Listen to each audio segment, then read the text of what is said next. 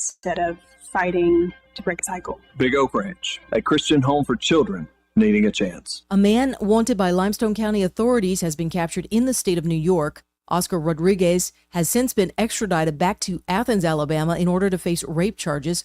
Rodriguez is accused of raping a teenage girl this past May. New York authorities caught up with Rodriguez in that state this past June.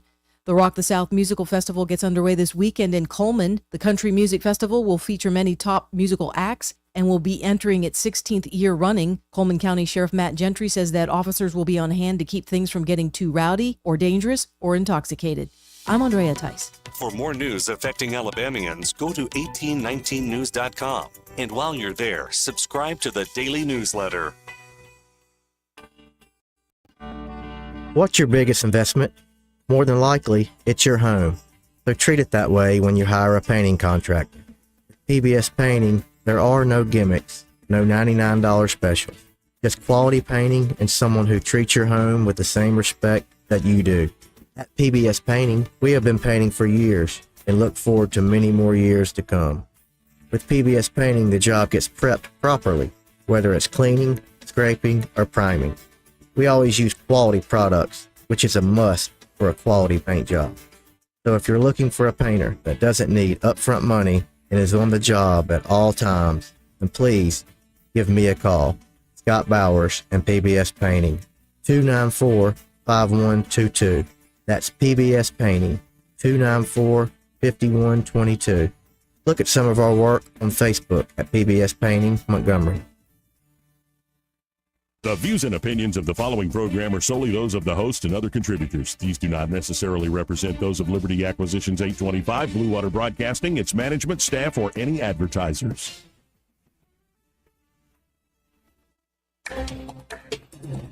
It's time for Montgomery's conversational radio show. It's news and views on News Talk 93.1 FM. To join the conversation, call 272-9228.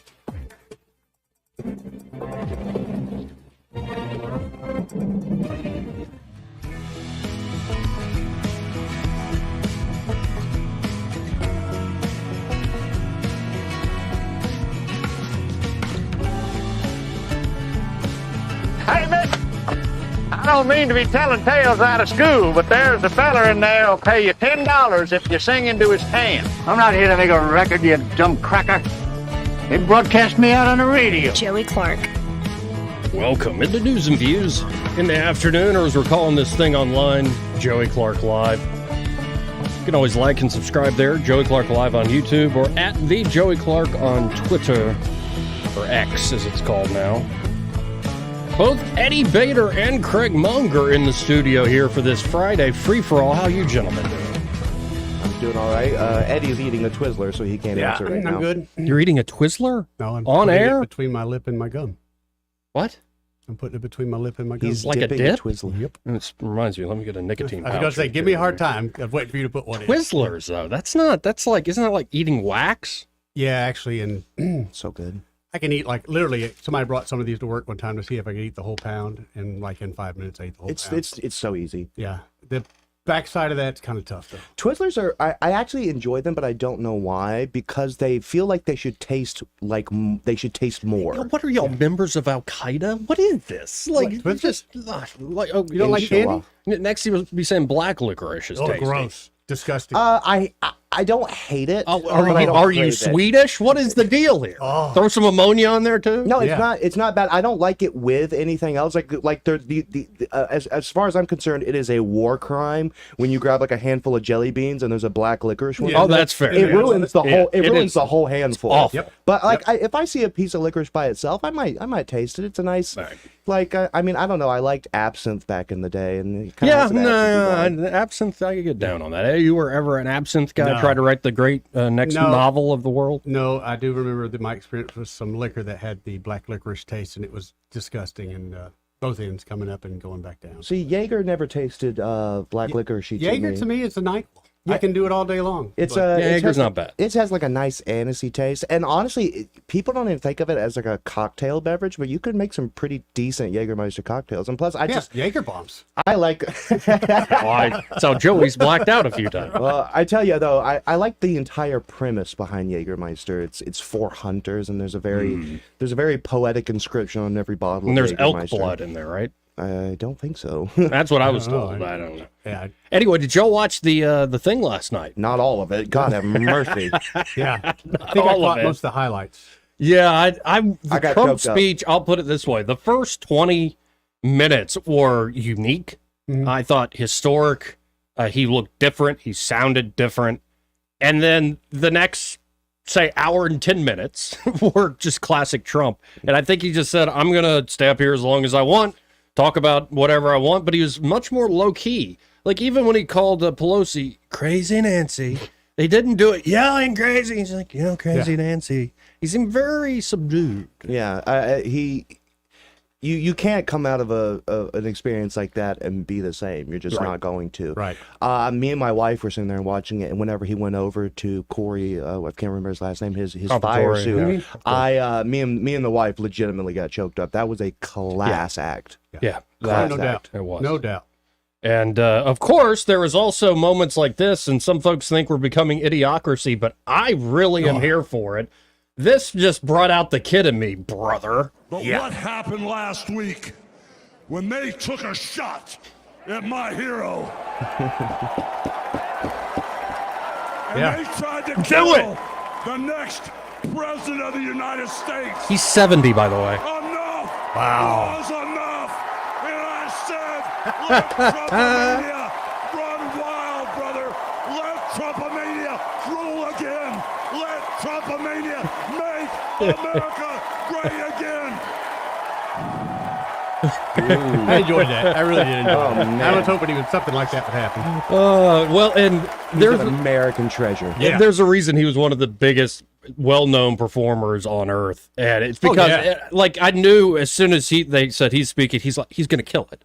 Like, the guy just has a gift. He has it. He has the juice. Oh, yeah. And definitely. man, it was. I also like the moment of the clip where he does all that, and he goes, "By the way, I just wanted to give you a little taste of the Hulk, but my real name's Terry." I love and that. then he got personal about it. I thought that was a good moment.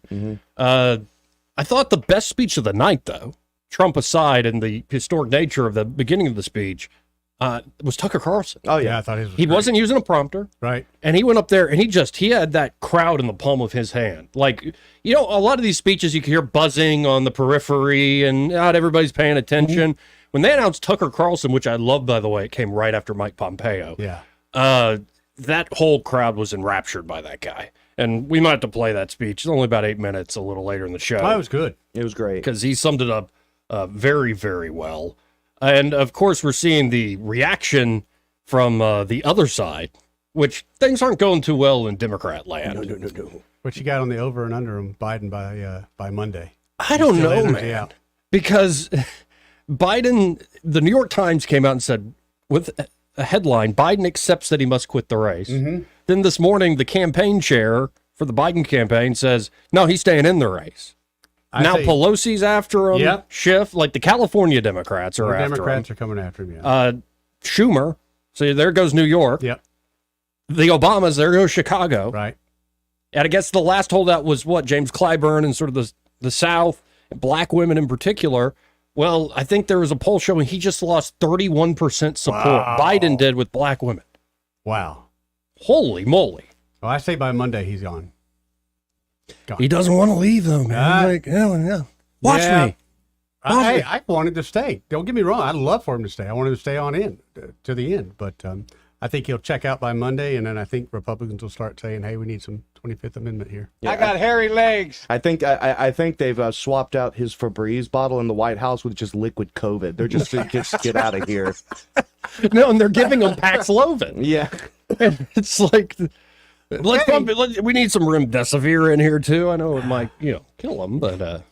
She's like, what are all these banana peels doing on the floor? Mind your business, Mr. President. Right. No, introduce him. I heard the other show earlier talking about it to boba tea, like bubble tea. Bubba tea? Yeah. Be like, we know you like tapioca. these little balls are tapioca, and just get one that's a little big enough. Yep. No, they won't do that. I think he is going to step down. I think they've got to make a deal. Yeah. That's what's happening, I think. And but the problem is like you have to put Kamala in there. You have to. I agree, but Right. I don't think they're gonna. But that's my point. How bad does it look for you where you're saying that this person was acceptable to be the president before, the number 2 president, but not now? Like that's something difficult to sell.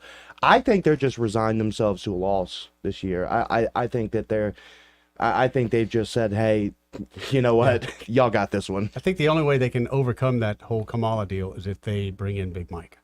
Then nobody will care. Oh, and by the way, there's a story making the rounds that Don Lemon said that Michelle Obama's better looking than Melania Trump. Well, he's a homo, so who cares what he has to say? Well, there you go. It Like fits, literally, it he's fits a his homosexual. preferences. Yeah. Right. Oh no, he's a very gay man. Very gay. Yes. So gay.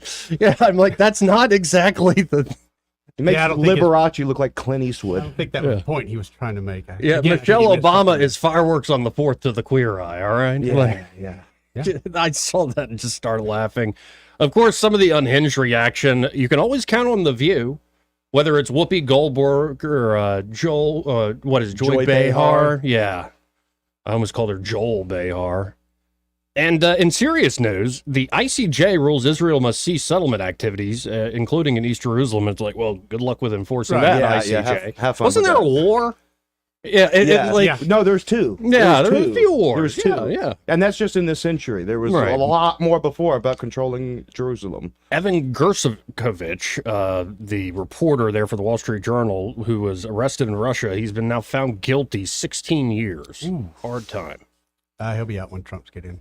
And in Alabama news, Saban Field is I about to saw become an that. official thing at Yeah. Bryant-Denny Stadium, Yeah. which, you know what? He earned it. That's just the most obvious thing ever. And as an Auburn guy, I mean, I got nothing but respect for Nick Saban. It's fun to, poke fun at people, but Right. what a coach. He's a great coach. But they're changing it from Bryant-Denny. Like, I mean, aren't they changing it from Bryant-Denny? No, they're keeping it Bryant-Denny Stadium, Nick Saban Field. Oh, okay. See, I don't pay attention to sports, so I thought that they were like you're kind of. I thought they were changing it from one legend to another. But yeah, that's fine. Nick Soon, Saban yeah, Field. soon goes- it'll be the 25-yard line will be sponsored by this team. It's like Norm Macdonald talking about Bob Saget. It's like I invited him over to watch football, and he brought a shotgun. I'm like, "What are you doing?" He's like, "Well, the Lions are playing the Giants, so I thought." I miss Norm. I really do. I found your son. Yeah. And then this CrowdStrike failure. Yeah. Where all these airports are shut down. The one airline that did not miss a beat was apparently Southwest. And folks That's are amazing. joking that they probably didn't update to the latest Yeah, they didn't Windows update. software. Yeah. And there's all sorts of other memes of Linux users gloating, like looking over at the peasants. It's like, oh, that's what you get for using Microsoft. We got a listener stuck in Atlanta right now. They flew all night from Vegas only to be stuck in Atlanta. That has to be unnerving. Given I just did a recent trip, I can't imagine like stopping in Boston and then I'm ready, I'm on time, and you look up and the screens are like the blue screen of death. Well, imagine being in Atlanta. You're 2.5 hours away. There's no Uber. You can't get Ubers, can't get taxi, can't rent a car. You can't rent a car Can't do either. anything right All those systems are down. It's not the worst thing in the world to be stuck at an airport. I've That's done true. it multiple times. Ooh, I hate People that complain about it, it's just Sorry, like I hate it, man. Dude, you have an access to a entertainment library in your pocket. Sit down, take a nap, watch some Netflix. Shut up. I Don't want to bother. hurry up and get there. I want to Oh hurry no, up I and get know how to. That's actually the best way to deal with the airport. Just keep to yourself. Yeah. Like, just keep to yourself. You wanna go Listen to to the lounge? something. The lounge. You go to the Sky I've Lounge never or been nothing? allowed to. I've No, never been I'm- fancy enough to get in the lounge. What is that Hugh Hefner generation here. sort of thing? Don't worry about it. Like, You don't I'm know about part it. of I'm the not- Sky I'm not the one to Miles tell you, Lounge. so, yeah. Dude, you literally have a food court and an iPad. You can just sit there for hours Right. and stuff your face and watch TV. If that's That's what you my wanna do, idea of a but I didn't- vacation. I didn't pay for vacation to be sitting at the Yeah, but guess terminal. what? You don't have to work because it's not your fault. If you like, hey, boss, I don't know what to tell you. I'm stuck at XYZ. Well, at that point, Throw your yeah. feet If I'm, up. if I'm working, but if I'm going to, on vacation, I'm paying $500 a day not to be sitting The airport. Yeah, this is true. Like, if you're coming back from vacation, it's fine. If you're going to, I understand. But if you're coming back, you just extended the vacation. Go eat some Panda Express and stop complaining. Panda Express would be. And then before we go to the calls, we got a full board here, 272-9228. Zuckerberg, of all people, he didn't endorse Trump, but he did, well, say this. I've done some stuff personally in the past. I'm not planning on doing that this time. And that includes, not endorsing either of the candidates. Now, look, there's obviously a lot of crazy stuff going on in the world. The historic events over the last, over the weekend. And, on a personal note, it's, seeing Donald Trump get up after getting shot in the face and pump his fist in the air with the American flag is one of the most badass things I've ever seen in my life. But I'm not endorsing him, right. but yeah. But that's pretty badass. It turns out, guess what? It turns out when you start lifting weights, eating meat, and training in jiu-jitsu, you turn into less of a puss. Who'd have thought? Yeah. By the way, folks, please do not poke the bear. Craig drank way too much caffeine today. I haven't had caffeine in so long, and I'm so sorry. Like, he's just, don't poke the bear. And me saying that, though, is probably a huge mistake. Yeah, you just did that. They're going to start talking about carbohydrates in 5 seconds. That's salt rifle. Let's go to line 1. You're on there. Who's this? Hello? Hello? Yes? Can you hear me? Yes, sir. Hey, No. Bill, how you doing? Bill? Soldier Boy. Soldier Boy. Oh, I thought you were Bill. Okay, Soldier Boy. What do you got today? Hey, first thing is I like black licorice. Okay, let's talk about the little There you go. So disgusting. Like another member of Al Qaeda. I know we're friends, Soldier Boy. I knew we'd be besties. Just ice it. I know. My dad used to feed it to me when I was little, and I just got addicted to it, so, oh well, get over it. Hey, the next thing is, you talk about, Florida Gators have the same thing. We got Ben Griffin Stadium, but we got the head ball coach field. There you go. Spurrier Field. Yeah, so it's not, I don't like the idea. It's like, what are you going to have? The Soldier Boys field goal post? That's what's sponsor coming. enough money? You got to do something Like great market it, first, though, make some man. money off of it. Well, all I got to do is intercept the ball and run it down for like 80 yards, butt naked. Yeah, baby. Go. I don't know if they'll honor you for that, though. Oh, okay. Next thing I was going to talk about is last night's speech. First of all, nobody could introduce Dana White. What a great job. Oh, yeah. That was good. As soon as he starts talking, I'm flicking through the channels for pay-per-view UFC. I'm like, what the hell? Where's it at? Can't find it. And one thing I liked about Trump, I think Trump's found something out. When he was younger, you guys are still young, but when I was younger, we also chased all after the almighty buck and everything, and it was all about Trump having his name in it. But you know what? I think he loves his family more. He's a family man.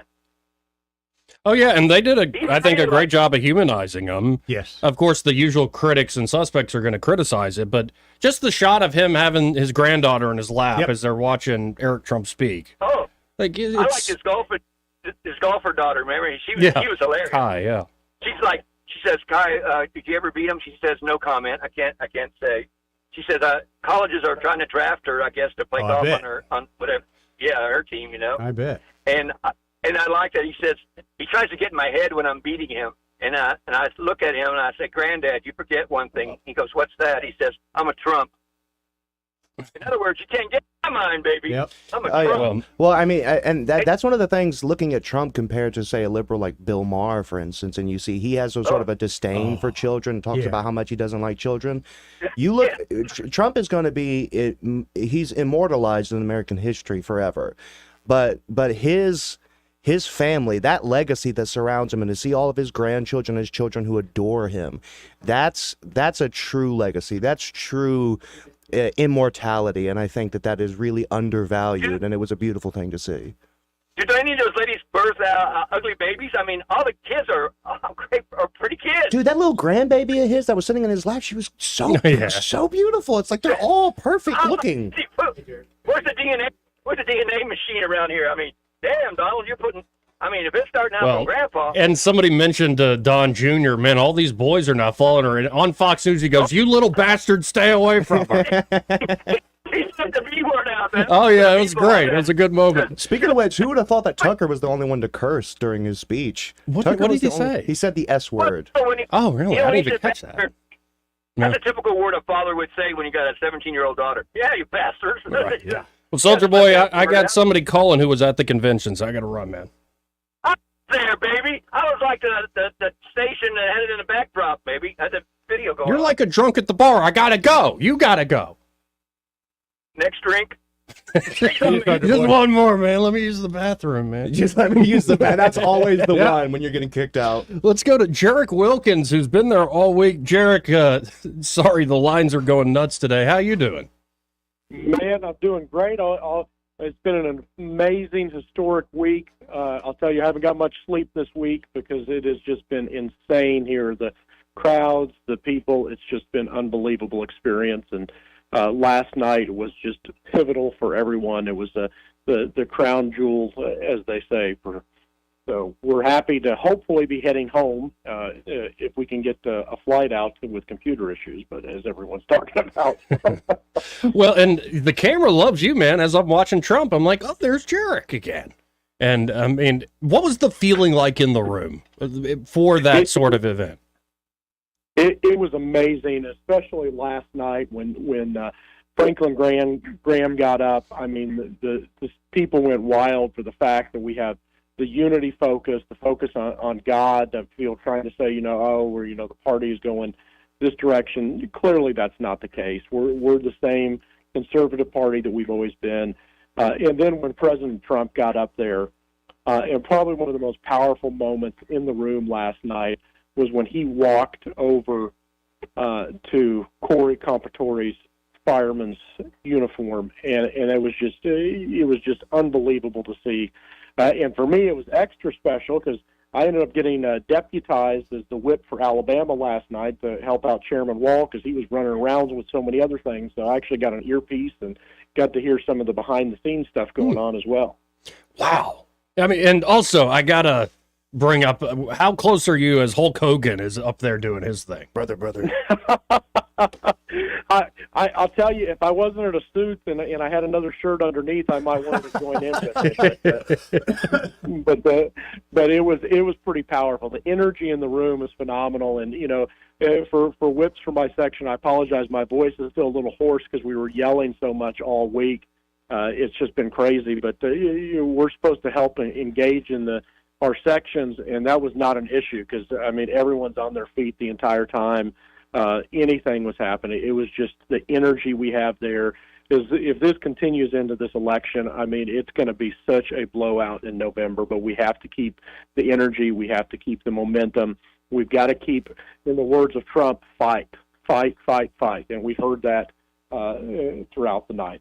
Well, and it seems like you're echoing some of the other reports I've seen that folks found it to be a joyful conference, a joyful, fun convention. Despite all the online sniping, and that's just going to go on, that's the world we live in. It seems like actually in the room, there were folks just feeling elated that the worst didn't happen and ready to go vote and fight in November.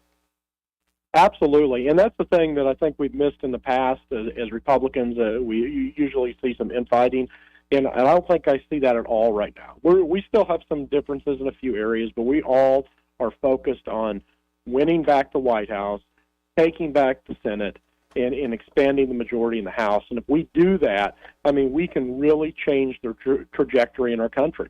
This election is the most pivotal election of my lifetime, and I think that everyone feels that it is going to be a great outcome. But we can't let go, we can't let down. We got to keep the momentum. We have to keep fighting. We have to keep pushing because our country is at stake.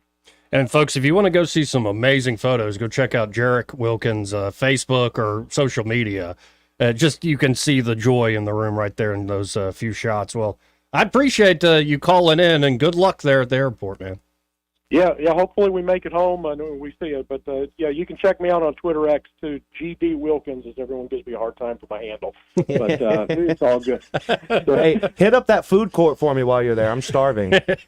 Well, hey, I actually have club level access, so we'll be okay. What is up with all you fancy people? I have flown probably 24 times in my life, and I've never been given access to this fancy space for you fancy people. Well, it's not because we're fancy. It's because I travel so much Yeah. for work. So I get the status from the airlines. They want to keep our money. Hey, do you think my So- dad so- was hiding? Do you think my dad had access? Because we traveled a bunch. Do you think he was just hiding it from Yeah. me? Yeah. He wasn't at the bathroom. He was having Right. a scotch and soda in the Yep. in the fancy people lounge. Yep. You've opened my eyes, Jarek. Thank you so much. All right. See you guys later. Have a good one. Thanks, Bye. Jarek. Let's go to Bill before the break. Hey, Bill. Hey guys, How you How's doing, it- Bill? I'm great. Joey, the first thing I thought of when Hulk came on was you and your mannerisms that you do, the imitations of Hulk. Oh, yeah, brother. But let me ask you this, truthfully. You know, if you think about what Biden's decisions are, if he makes the decision and pulls out between now and Monday, then you'll know that his base, his handlers, have truly washed their hands of it. I personally think it probably will be sometime next week. I think he'll take a day or two and try to assess what his support system really is and reach out and try to get some of those people back on his team. With that said, I'll leave y'all with two thoughts. Barack Obama said when Biden was vice president, everybody always underestimates Joe's ability to F things up. The other thing I would remind y'all of is think back when they were hiding Biden in the basement going into last year's, and when he came out of the basement and they asked him, the press asked him about what his platform was going to be, and they started putting DNC thoughts out there, Biden bowed up and said, and you can go back and look at this, my platform is what I say it is. The Democratic Party does not set my platform. And I said then, they're telling him to get him to run that he's in charge. And I think everybody can see in the last 4 years, I really feel sorry for the man. Because anybody that would do what the Democratic Party has done to Joe Biden are lowlifes. Because he has been nothing but a puppet for the last 4 years. And that's plain to see. He is not the one running the government and running the White House. Well, maybe I don't have as much pity as you for the man personally, but to your point, and I think it's a good one, I think some of the worst people on earth are these folks who operate behind the scenes in American politics. Yep. Well, you know, just the way they have put him out front and let him stumble and bumble and make a fool of himself. And don't get me wrong, I didn't like Biden when he was a senator. Right. Because of the things he said and done and the things that he stood for. So I sure didn't like him as a vice president. And give me a long list or a short list of his accomplishments as a president. I mean, about the only thing you can say for him, and it's not a positive, is that he did everything in his human capability of erasing all the things that Donald Trump had done positive. That did seem like that was the main agenda there. Yep. Well, I appreciate the call, Bill. Really do. Y'all have a great day. You too, Bill. Ditto. 272-9228 if you want to get in on the conversation. We do need to hit a break, but first, this part of the program brought to you by Pest Pro Services. And their Pest Pro, Ashley and her team are ready to help you with all your pest control needs. If you're looking for an everyday pest control company, one that's local, one that's professional, skilled, trusted, that's Pest Pro Services. Or it could be you're looking for a specific job to get done. Could be you want to treat your yard for mosquitoes, or you need a termite inspection and termite treatment. Or maybe there's a huge wasp nest. By the way, a wasp showed back up. I almost got him. He got away again. Telling his buddies. Yeah, he was right over the cabinet where the spray was in the garage. So I'm like, I can't. Blocking it. So I had to hit him, and then he got away. And anyway, yeah, if you're having a generational fight with wasp, hey, have Pest Pro come help you. You can always call them at 265-9990. That's 265-9990. Or you can always go to ppsriverregion.com or search Pest Pro Services on the Book of Faces. When you want to know, call a pro. Pest Pro Services. And be sure to tell Ashley and that great team that Joey and Eddie and Craig, those guys on the radio sent you. He may not know whether he's coming or going, but whether you're going to work or coming home, Greg Budell is there. Mornings 6 till 9 and afternoons 3 till 6. Only on News Talk 93. Hi, I'm Ray Bowles from Prattville Carpet. If you're looking for waterproof carpet, hardwood, laminate, vinyl plank, or ceramic tile, call us today for your free measurement. Prattville Carpet is a family-owned flooring store that prides itself on personal service, quality products, and guaranteed installation. From beautiful hardwood floors to luxurious smart strand carpet, Prattville Carpet has you covered. Call, come by, or online at prattvillecarpet.com. Prattville Carpet, we're more than just carpet. Make 2024 the year you break away from the chain stores and join us here at Adams Drugs. We value your business and want to provide you the best customer service at the lowest possible price. We've been serving up excellent customer service here in the River region for over 62 years. I made the swap to Adams Drugs and I couldn't be happier. Having a job and then getting 3 kids to all of their activities keeps me busy. I don't have an hour to waste waiting on a prescription. At Adams, they know me and my family. I get in and out in minutes, and when I can't get by Adams, they'll bring the prescription right to my door. What are you waiting for? Come in to Adams Drugs and let us earn your business. Our friendly and personal staff will talk with you and answer any questions you may have about your prescriptions. Your satisfaction is our #1 goal. Visit us at adamsdrugs.net for the location nearest to you. Adams Drugs is your local independent Health Mart pharmacy. Health Mart, taking the time to listen and care. Paid for by Christian Care Ministry. You know, a lot of times you have to choose between something high quality or something that saves you money. But if you could get both, why not? Especially when it comes to health care, and that is MediShare. You get both. Many families save $500 a month with MediShare, and that's huge. But it's also true that people wind up way more satisfied, too. The member satisfaction rate for MediShare is double that of the typical health insurance plan. Double. That's because MediShare works. It has for more than 30 years. It's a community of Christians who have shared more than $5 billion of each other's bills. People love having telehealth. They love the huge PPO network. So, yeah, really, you can save a ton and like it better. Imagine being happy with how you're taking care of your health care. So if you're self-employed or part of the gig economy, or you just want a plan you're happy with, you can call right now and get a price in 2 minutes. Here's the number. Just call 855-51-BIBLE. That's 855-51-BIBLE, 855-51-BIBLE. For too long, Alabama's statewide news companies have shamed us for our conservative Christian values. Alabama deserves a news company that cherishes our culture, a company that isn't bought and paid for by the powers that be. 1819 News is that company. Run by Alabamians for Alabamians, 1819 News celebrates what is good and beautiful about our state, while exposing those who work against our values in secret. Just go to 1819news.com to learn more. Subscribe to our newsletter. That's 1819news.com. The Rich Thomas Weather Network is brought to you by Ernest Financial. If you're tired of losing your money in the stock market, call David Ernest, 334-279-7431. Ernest Financial, LLC. Well, hi, everybody. Definitely be flexible with your outdoor plans for the next few days, right on through the weekend and beyond, because storms will become more numerous. The fringe benefit will be a little bit of heat relief with high temperatures only around 90 each day, right on through the weekend and beyond, and some towns not even reaching 90. Those scattered to numerous storms will be most numerous in the afternoon and evening hours.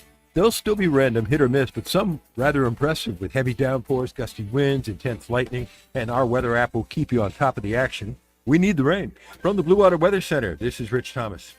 CB&S Bank has digital banking solutions to help you keep up. check balances, pay bills, and much more. Learn more at cbsbank.com. Charges and fees may apply from your cellular service provider. Contact your service provider for information. Member FDIC. The River Region's first and only news talk station on FM. Live, local talk. News Talk 93.1 FM WACV.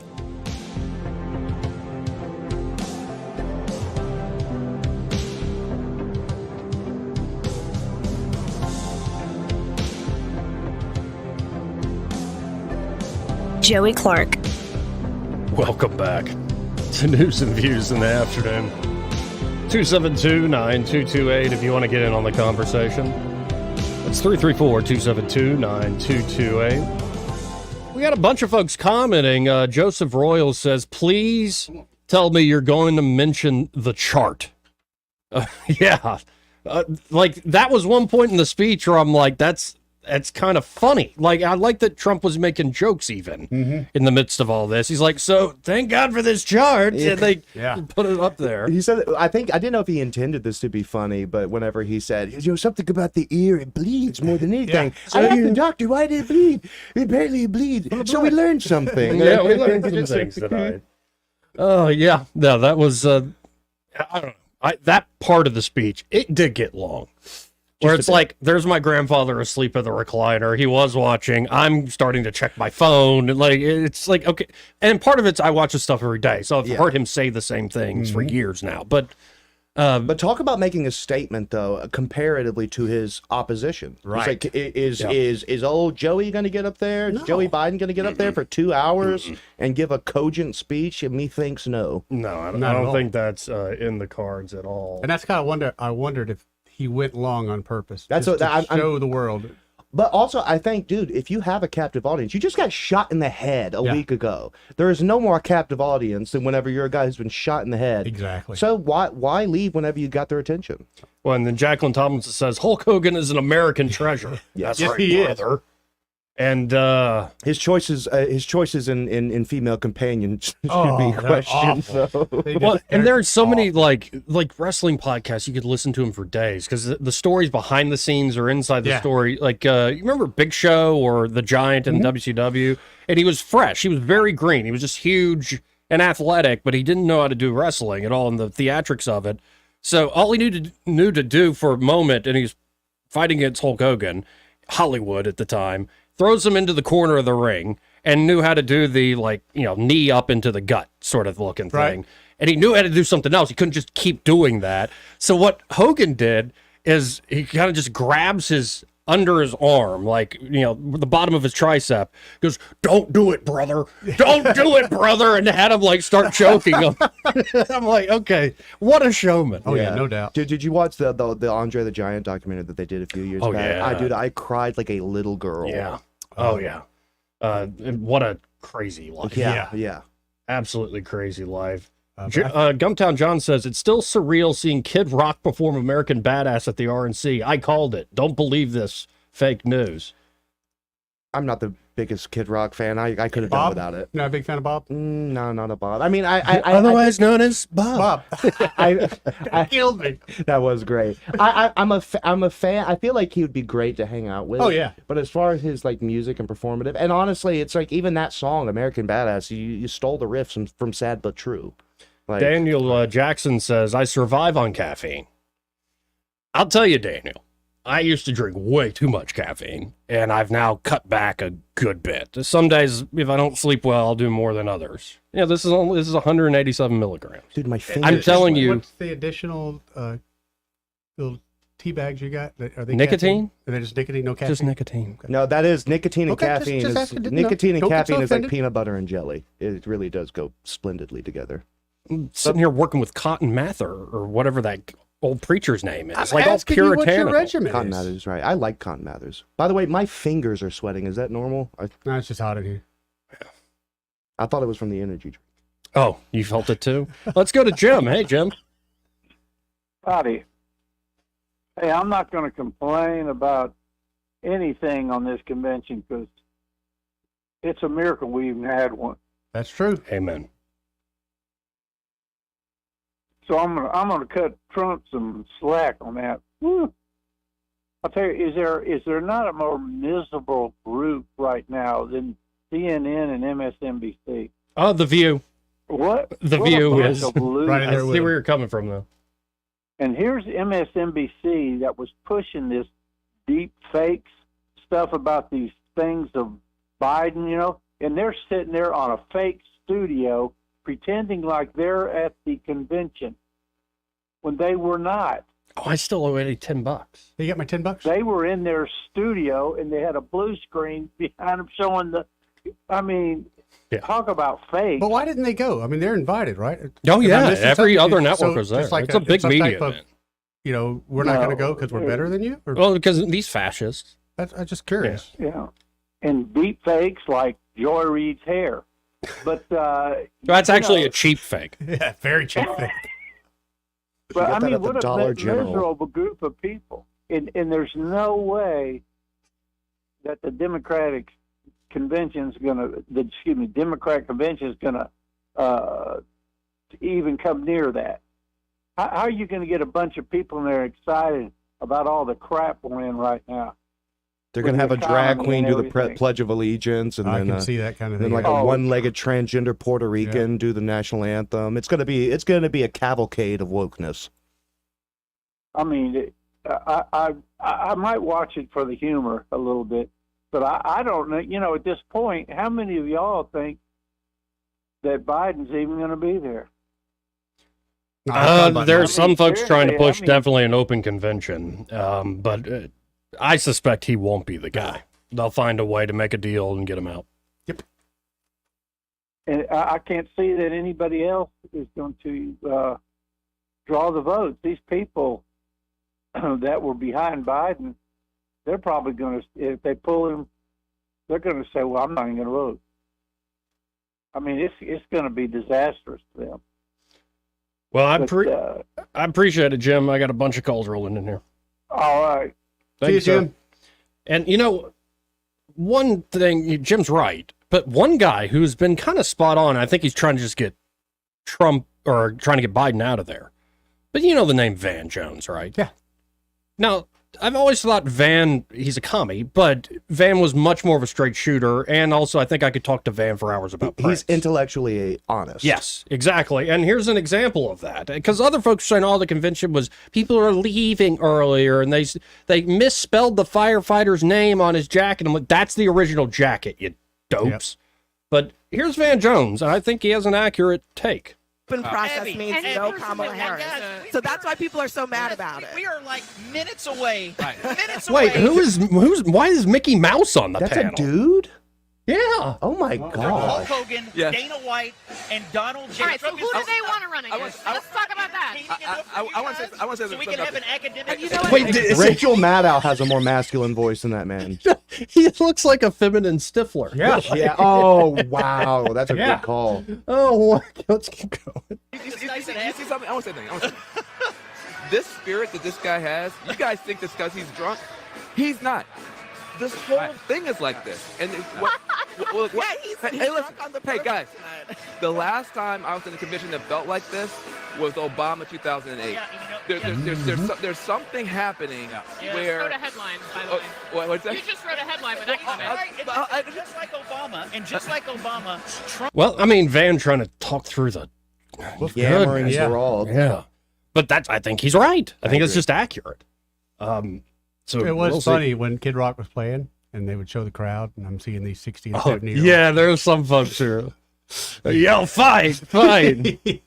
And by another thing though, I'm not a tinfoil hatter here with the 2020 election stuff. Yeah. If Donald Trump loses, that tinfoil hat is going on immediately because there is not a candidate they can put up that is going to convince me that they actually beat Donald Trump after what we've seen this past week. You're just never going to convince me of that.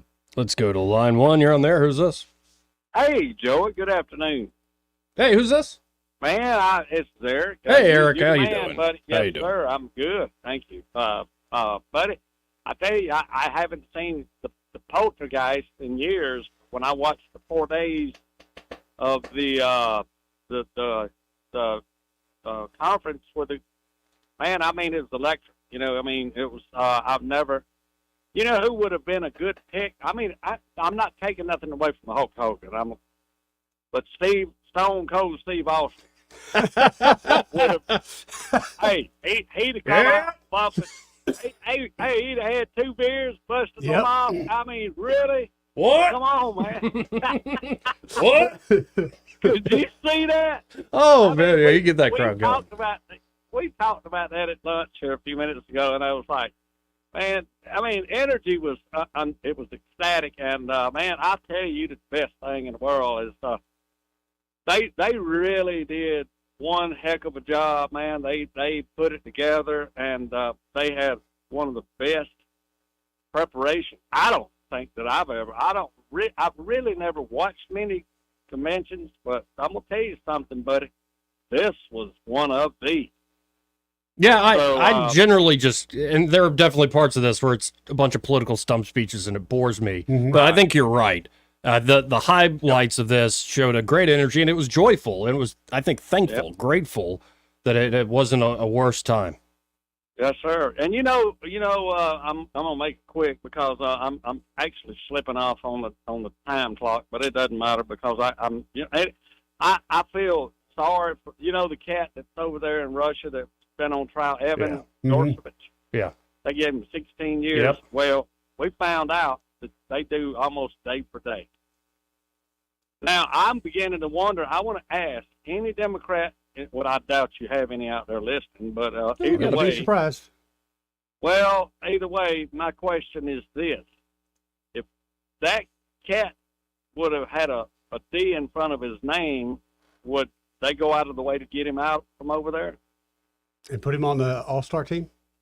Oh, you better believe they would be fighting at the bits to get him out of jail if he was a Democrat. But if it being I think the guy's a Republican, if I ain't mistaken. I may be wrong, but I can't remember the whole extent of the story. But my thing is, why are we not worried more so about this Americans that, well, we got hostages still in Gaza. Yeah. The Americans that we it's like, the hell with them, let's leave them in the back seat. And when the foreign policy part of Trump's speech, I liked very much. And I was glad to hear that he did bring up the hostages because nobody wants to talk about it. Yeah. Oh, they did. In fact, I was kind of a little bit disappointed. I wished, but Trump. I mean, he's went through a lot the last week. I mean, yeah. I mean, I ain't been shot at lately, and I mean, so you think about that, and then not to mention you're trying to win an election, and then on top of that, you got this and that, and there again, there's a lot. It's easy to forget. And he tore up his script, if I ain't mistaken. He said, "To hell with this. I'm just going to speak from the heart." Oh yeah, you could tell he was going off prompter. Yeah. Well, I appreciate the call, Eric. I got to run. You very well. Thank you, Eric. And one last thing that came to mind as I'm watching Kid Rock trying to get the crowd to chant, fight, Trump. I'm like, man, there really are some white folks that have no rhythm. Yeah. Dysrhythmia. It runs through the white race. Yeah. It's a disease that a lot of white people have. Yeah, not the Nordics, though. They make some damn good music. Yep. That's one with the square we were watching the other day. That's Finland. Okay. Yeah. But, like ABBA's out of that part. Yeah, they get you dancing. No, and there's a lot of dance music. There's a lot of music production comes out of that part of the world. And what is Yngwie, the guitar? Yngwie Malmsteen? Yeah. I don't know. I know he played in Anchorage and they played for about 5 minutes and somebody hit him with a beer and that was into that. Yeah. But yeah, I was going to go. It is a weird worlds colliding thing where it's not, because Democrats have Hollywood. They have a lot, usually more younger folks. I remember what year did they have Lenny Kravitz perform? I'm like, Lenny Kravitz is great, like a great performer. And so to see more big stars, like I don't think you can get a bigger star than Hulk Hogan, even at 70 years old. Still the Hulkster. Come on out there. It's a little different. Yep. A little different. But we got to hit this break. First, this part of the program brought to you by Smokehouse Pit Barbecue, right there on Main Street in Millbrook. Been there since 1989. Yep. They've got the original recipes back. And it's a great spot in the evenings, like a Friday evening like this. Live entertainment, open bar, great food. You can, of course, eat, get out of there, hang out for a little while, enjoy the company and the fellowship. And What I, though, would prefer doing Yeah. is go tomorrow morning for breakfast. There you go, Joey. Craig, have you tried their breakfast set at Smokehouse? No, I need to, though. I've heard The great things. cheese grits, like, we're not exaggerating. Like, they're the best They're the best cheese thing, grits I've ever one of the had. best things I've eaten in a while. Like, I don't know how much butter and cream and cheese they're putting in there, but That's a good bit of cheese. It is really good stuff. And then fresh biscuits that you can customize however you like, whatever type of meat. Yep. Egg and cheese. They even have the Fat Boy breakfast, which is maybe we can bring Craig in there for like that a challenge. huge pancake, Mhm. massive pancake, a sampling of all their meats and a few other items, like a few eggs. Like the breakfast is a destination, folks. So get by there today. Again, that's Main Street in Millbrook. And be sure to tell the fine folks there at Smokehouse Pit Barbecue that Joey and Eddie and Craig, those fellas on the radio, sent you. Want to carry News Talk in your pocket? Download the News Talk 93.1 app from the App Store. Available on iPhone and Android. Never miss a moment. Download now.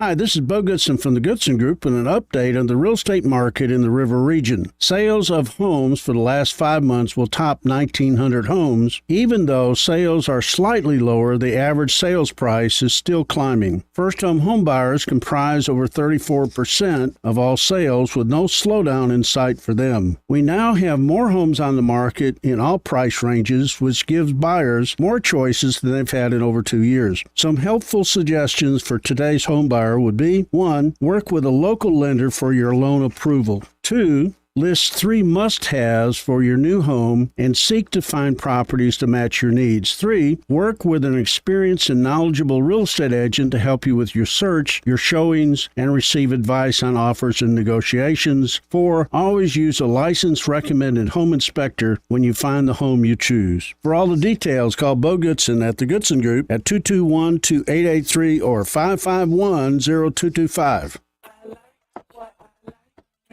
If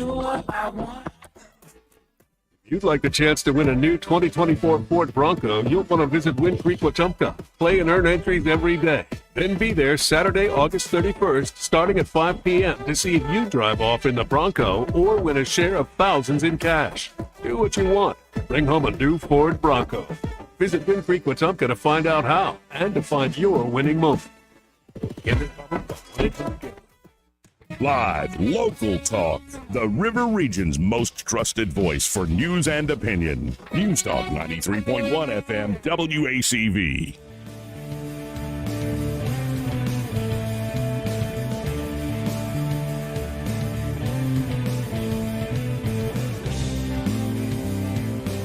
Joey Clark. Welcome back. It's News and Views in the afternoon. Just recapping the week, especially the convention. Let's go to Scott on line 1. Hey, Scott. What's up, buddy? How you doing? Hey, just for Eddie, when y'all was talking about black licorice and all, yeah, he said there was a liquor out there that tastes like it. It's called Ouzo. Ouzo. And it's Ouzo, and it's been outlawed because of the alcohol content. And I remember back years and years ago drinking it right after I got out of the Army in 84 or 82. And about a month after I started drinking on that stuff, they outlawed the United States. It's called Ouzo. It's Greek, right? That's how, yeah, and that's how strong that stuff was. It was real thick. It was black. Yeah, it tasted very like thick.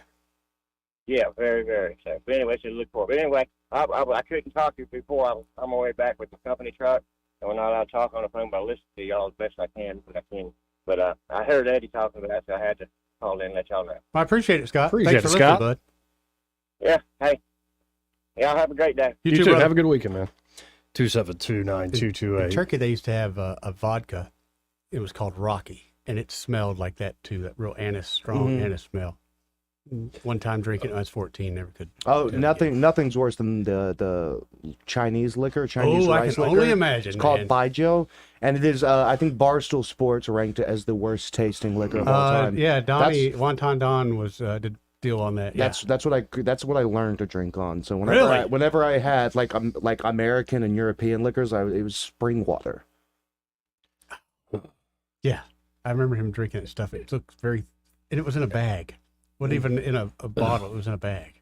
That was the first alcohol I ever drank. I think the first alcohol I ever got buzzed, like I had a beer or two, but you're drunk. Not like slosh where you can't, but it was Captain Morgan. It was probably Captain Morgan. It was before I went to watch a basketball game at MA. Yeah, it's what was taken from the liquor cabinet. So, what was taken from my buddy's parents' liquor cabinet was Mad Dog 2020. It's funny when you learn people's preferences. Like I had a buddy whose dad, all he drank was what I think it's called Mountain Gay rum. Rum, yeah, I've seen that. It's all right, but rum is again. Rum's too sweet. Yeah, I'm a not, sissy. Not 151. Oh, do they even still make that? I haven't seen that in forever. I don't drink stuff like that anymore. Like I'll have a beer every once in a while. What do you put in your hunch punch if you're not putting 151 in it? Everclear.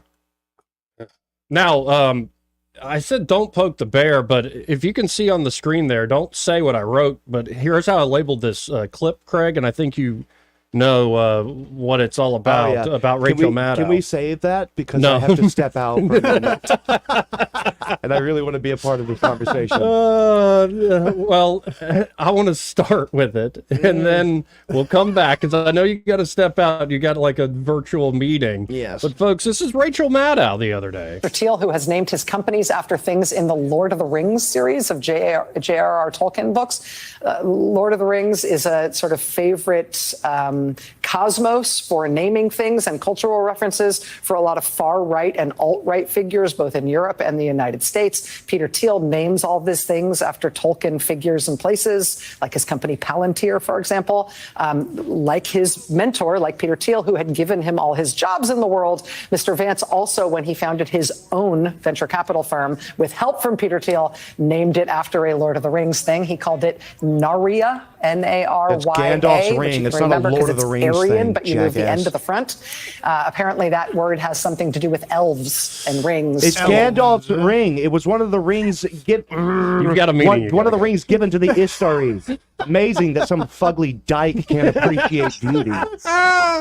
I'll be right back. We'll be back. Broadcasting from the Riverside Chevrolet Master Control Center, this is WACV Cusana, News Talk 93.1 FM. When it's Chevy, it's Riverside. With SRN News, I'm John Scott. An Iranian-made drone sent by Yemen's Houthi rebels struck Israel, leaving one person dead, at least 10 wounded. The Houthis' first lethal strike in Israel. An Alabama man executed for the fatal shooting of a delivery man during a 1998 robbery attempt. 64-year-old Keith Edmund Gavitt received a chemical injection Thursday evening. He was convicted of capital murder in the shooting death of William Clayton Jr. Thousands of mourners filled a Pennsylvania banquet hall to remember the former fire chief who was fatally shot during the attempted assassination of former President Trump. Mr. Trump sent a note of condolence, hailing Corey Compertor as a hero. Stocks are lower, the Dow dropping 432 points. This is SRN News. Government debt is now exploding by an unprecedented $1 trillion every 90 days. Think of that. It's a clear sign that our nation's finances are spinning out of control, and it's putting the savings of every one of you at risk. Hello, I'm Lance Wallnow, a news analyst and best-selling author and an evangelical leader. I'm deeply concerned about the impact this runaway debt is going to have on Christians like you who have worked hard to build your own nest egg for your family. To protect your financial future in these uncertain times, you need to diversify with something tangible and proven, like physical gold. That's why I recommend a gold IRA. To learn more, text FAITH to the number 989898, and my friends at Birch Gold Group will rush you a free info kit on how to move your IRA or 401k to physical precious metals, tax and penalty free. So don't wait. Just text the word FAITH to 989898 to get your free info kit on gold IRAs. Birch Gold Group is the only company I trust. There's no obligation. So text FAITH to 989898, and I pray this information helps you achieve prosperity and peace of mind. Rich Thomas weather brought to you by Wiley Sanders Truck Lines. Truckers, if you are looking for green grass, contact Wiley Sanders Truck Lines. In business since 1959 and still growing. Call today, 855-777-9785.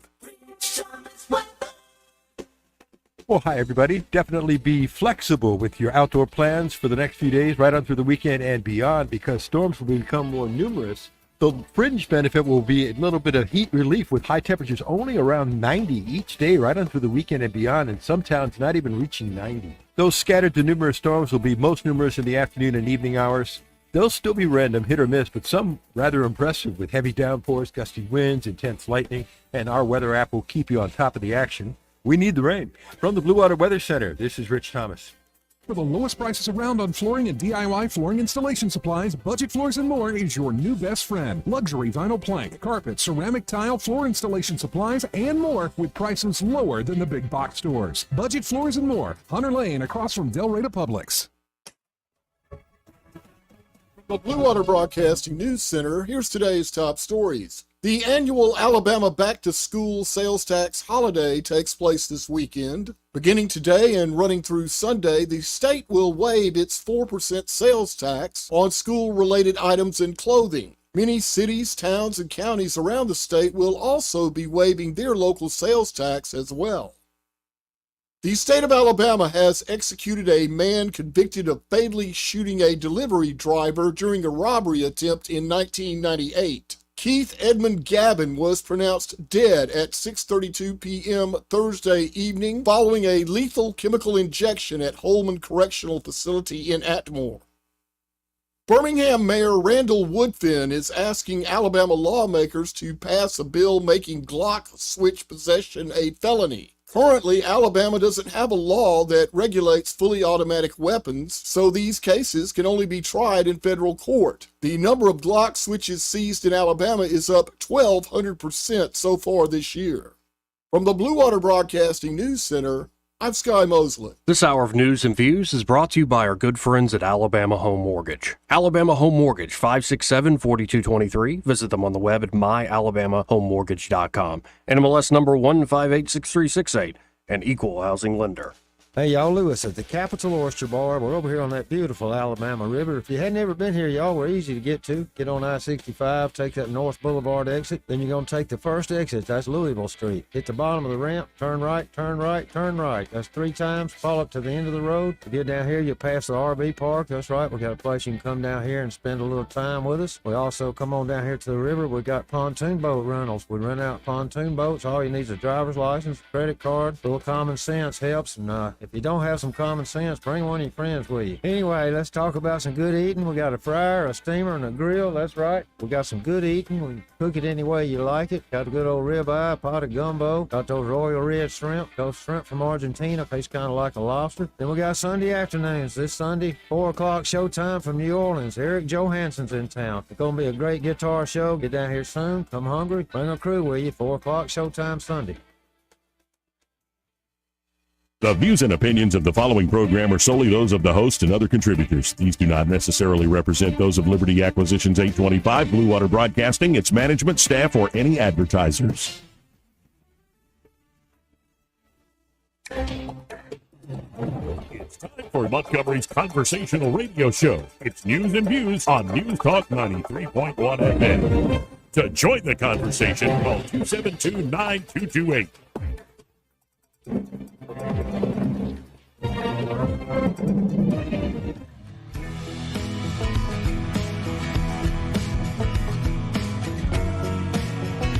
Joey Clark. Welcome back to News and Views in the afternoon. I'm Joey. He's Eddie. What's up, Joey? What's up? What was that voice? Choking on licorice. What's up, Joey? Choking on a little licorice. Craig Monger had to step out for a little bit. It's kind of fun to get him all worked up. It is, isn't it? Yeah. Don't poke the bear. Poke the bear. Let's go to T-Spear. Hey, T-Spear, how you doing? I'm doing well. I'm gonna poke the bear a little bit, I guess. Okay. You boys don't know how to drink. We don't know how to drink. We don't know how to drink. Maybe we're reformed people. No. If you knew how, you would know that you would drink between 2 and 3 fingers full of Drambuie straight. Wait, say that again? Drambuie. It is a Scottish Scotch that is absolutely out of this world. As opposed to Irish Scotch?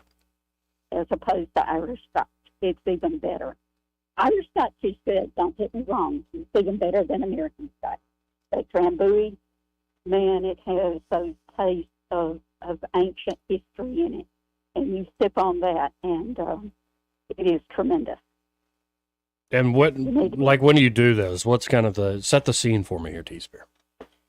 Well, you want to go somewhere that preferably serves a really good steak.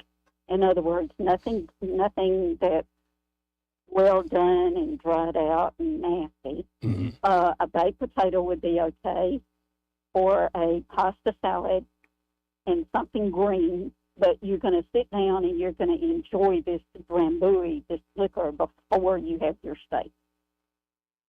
It is absolutely out of this world. Well, nothing wrong with scotch and steak. I'll give you that.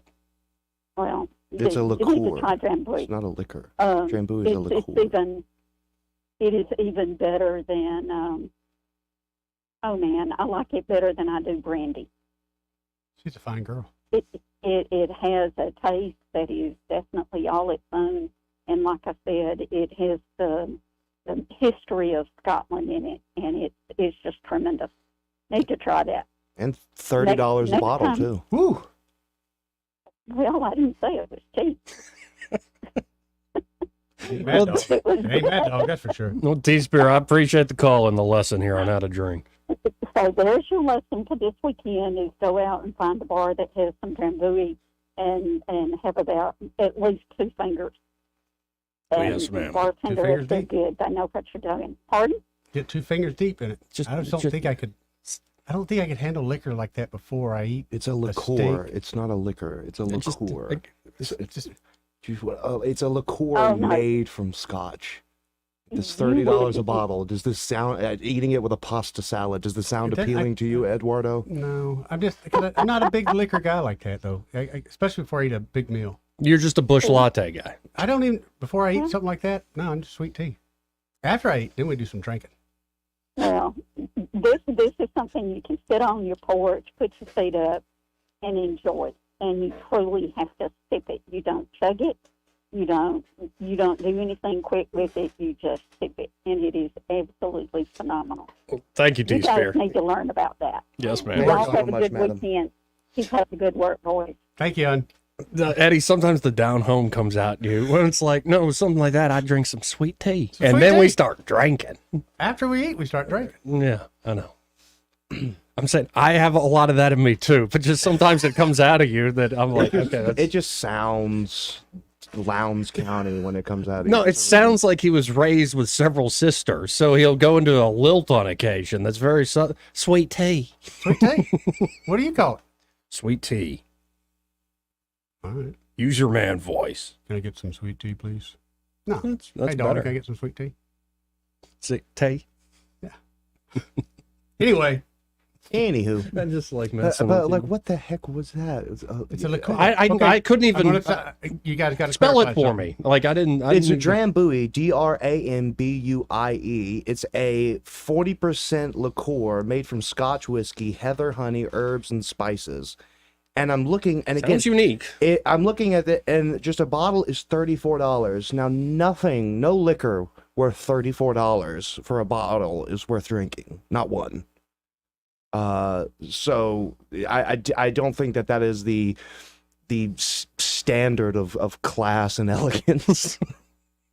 I thought she was going with like a true Scotch. Yeah, I know. She was like, it's a Scottish Scotch. It's like that. My joke went completely over the head. well, you know, what are you gonna do? we love you Love you, anyway, T-Spear. The liqueur thing? All right, break it down. I'm a liquor, and now you're telling me about liqueur. It was a dessert? No, it pretty much. Okay. Pretty it's like much. added flavor. A whole bunch. It's usually typically sweet. So like Kahlua, for instance, is a liqueur. Yeah. Would Bailey's be a liqueur? Yeah, Bailey's is a liqueur. And you mix Kahlua and Yeah, Bailey's liqueurs and have their cream to place, mix, but it's usually to mix. Yeah, it's usually Yeah, a mix. exactly, But that's what I I don't was think I've ever had a liqueur just straight. I think I've had a had several brandy. together to make like a duck fart, things like that. Like, A have what? you ever had like Duck fart? a glass of chartreuse? Like, no. Ugh. No. Yeah. No. Or like, can I get a glass of Bailey's? No. No, but when we used to steal from my buddy's dad's liquor cabinet, we would just make a potpourri. We'd take a Tupperware bowl and just a little bit of everything. And that's what we drink. God, it was god awful. Yeah, well, Sounds it. up in Boston, I drink a lot of mini car bottles. Yellow mini bottles? Or it was like a mini Guinness. It was a shot with, And it tastes like chocolate. It was freaking Really? great. Yeah. And it gets you drunk. But I was not driving. Tastes like chocolate, though. Yeah, it had a chocolatey finish to it. It was very, very, very tasty. Where do you stand on Guinness, Joey? Do you I like Guinness. Yeah, I was. It's low volume by alcohol.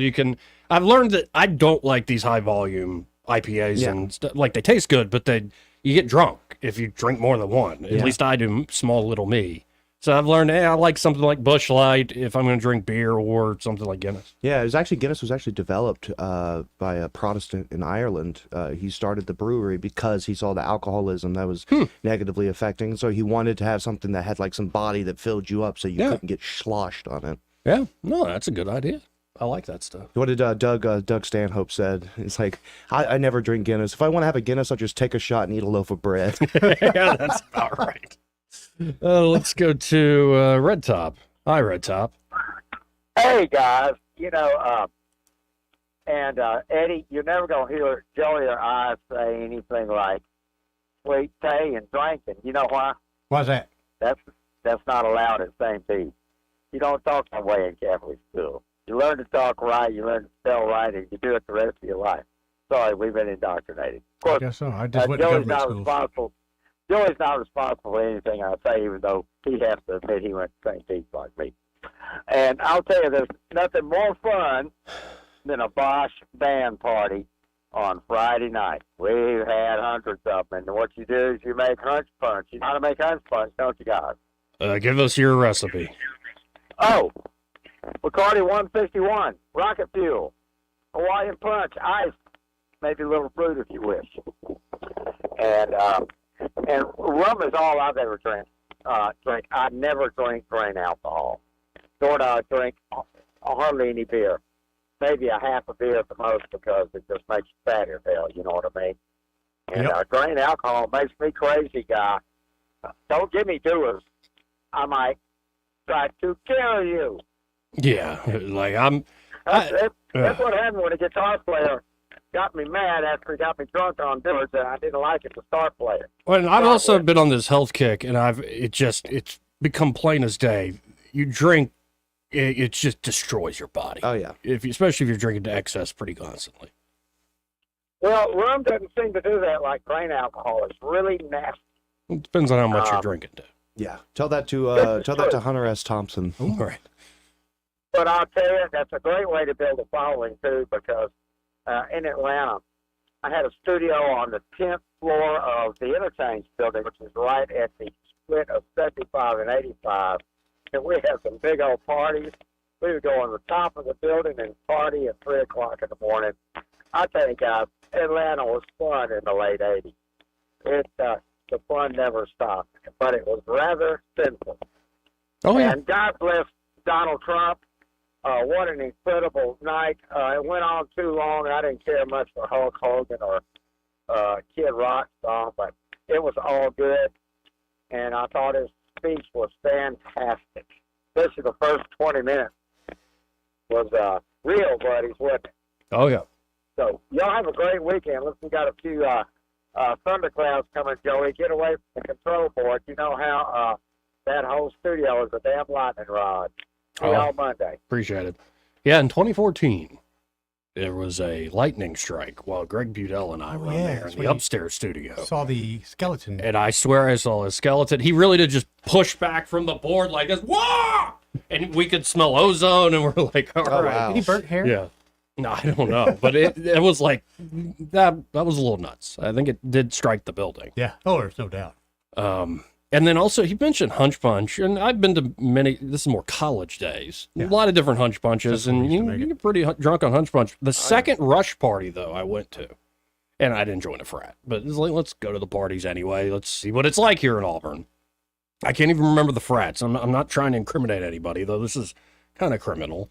I think they spiked their Hunch Punch with Xanax.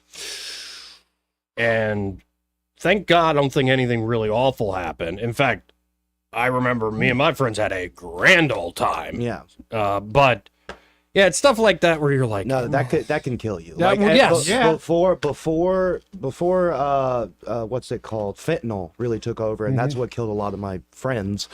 Before that, anyone I ever knew that died from drugs and alcohol died from mixing benzos and alcohol. Yep. It's just, and Xanax is also like the drug that makes you steal things. I've noticed, like and there are a lot of drugs that make you do that. Yeah. But I knew too many people that would wake up and they had criminal problems the next day because they stole a bunch of stuff. I've only ever seen it make women compulsively join Moms Demand Action. It's the anti-gun group. A bunch of angry Karens. Okay. I thought it was good, but yeah. Yeah. Hey, let's go back to the phones and let's use on line 5. You're on there. Who's this?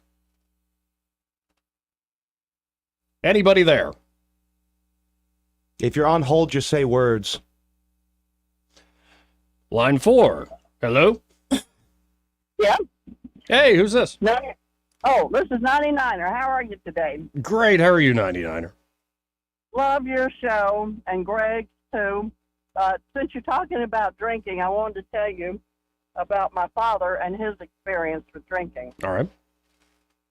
He was born in 1908 here in Montgomery, of parents who had come from Ohio, part of a religious group that were complete teetotalers.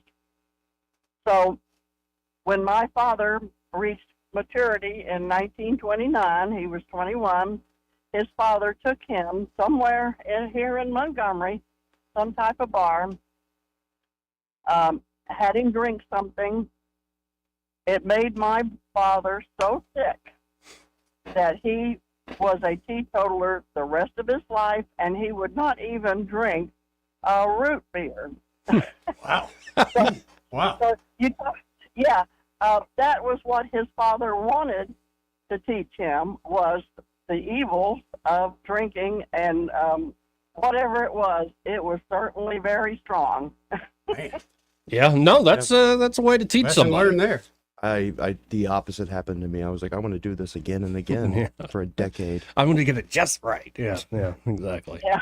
Well, anyway, it probably wouldn't work on young people nowadays, but just wanted to tell you the convention was fabulous.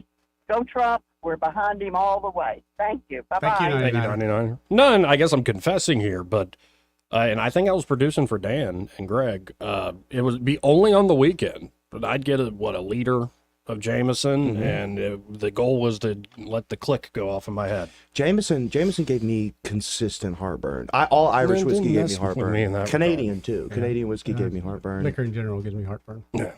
Scotch I could drink like it was, spring water. Nope, not a problem in the world. Yeah, I'm just thinking back to those days. They were fun, but also like, man, what a waste. Did you ever shoot an AR-15 out of a moving 18-wheeler while you were drunk? No. Not that I've done anything like that. Right. 272-922. Hey, Eddie, do you had any stories about liquor and getting drunk or shooting guns? Or Nope. You just drink your sweet tea? Yep, we'll go with that. Yeah. Still, I don't need to put it out there. There's Why? a reason I switched to Busch Light. Amen. So I get to tell all my horror stories of drinking, and yes. you don't. That's not fair. Well, Craig, it's kind of your brand. Is it though? Yeah. Well, you're reformed from that. Yeah, but it's I've been sober. Actually, on June 19th was 4 years sober. Congratulations. Congrats, man. Thank you so That's much. That is awesome. What did you think of J.D. Vance announcing that about his mother at the convention? I didn't hear. What did he say? I read his book, so I know that his mother struggled with drugs. Yeah, he said, my mother's actually here tonight, and 10 years sober? it's 10 years sober. Oh, one day at a time. Good for you, lady. Everybody stood up. She was sitting right next to Trump, and then he did a quick aside and goes, and I'm just doing this here. If it's okay with President Trump, let's celebrate the actual 10 years in January in the White House. That's right. That was that's great, like man. that. Yeah. You should when you reach that later stage in life, like her, and you get sober. That is something to really be applauded, because it's the longer you go, the more difficult it is. Now, how difficult. My career lasted about just 10 years. I started drinking when I was 12, and yeah, so I got sober when I was 20. No, wait, hold on. No, it was longer than that. I was 25. Oh, I was wow. 25 when I quit drinking, so it was 15 years or somewhere Though thereabouts. I'm hearing the voice of, you probably know this comedian Tim Dillon. Oh yeah, where he's made this point. It's like, these are not good people, but they were fun. Like my uncle, he crashed his boat 2 or 3 times, but he was fun. It's always a story with these folks. I always have a soft spot in my heart for degenerates like that Yeah. because I know what it's like Yep. I have a tremendous amount of empathy because I know how hard it is. It took a lot. It nearly destroyed my marriage. It nearly killed me. The fact that I didn't die is a miracle.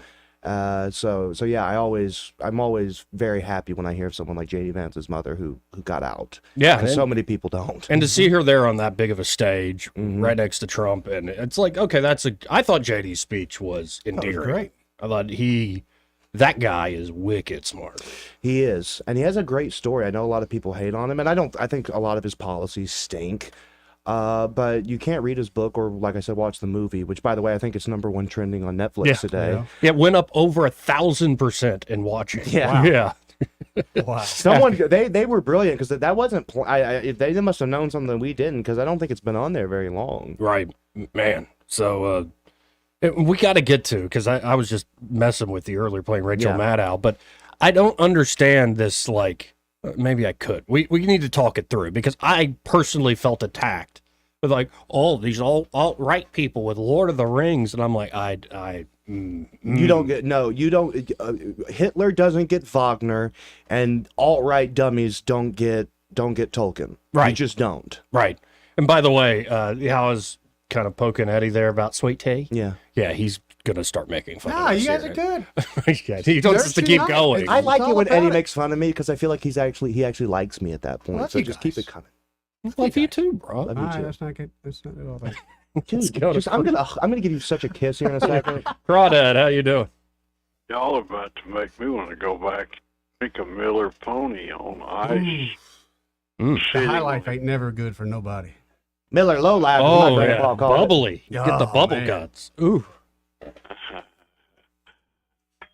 Well, that was all I want to say. The little dog says I have to go. Okay. My absinthe is being delivered now. Okay. Got your crowd, Eddie. Yeah, brother. Line 3, you're on there. Who's this? Charles. Hey, Charles. Hey, buddy. How y'all doing today? All right.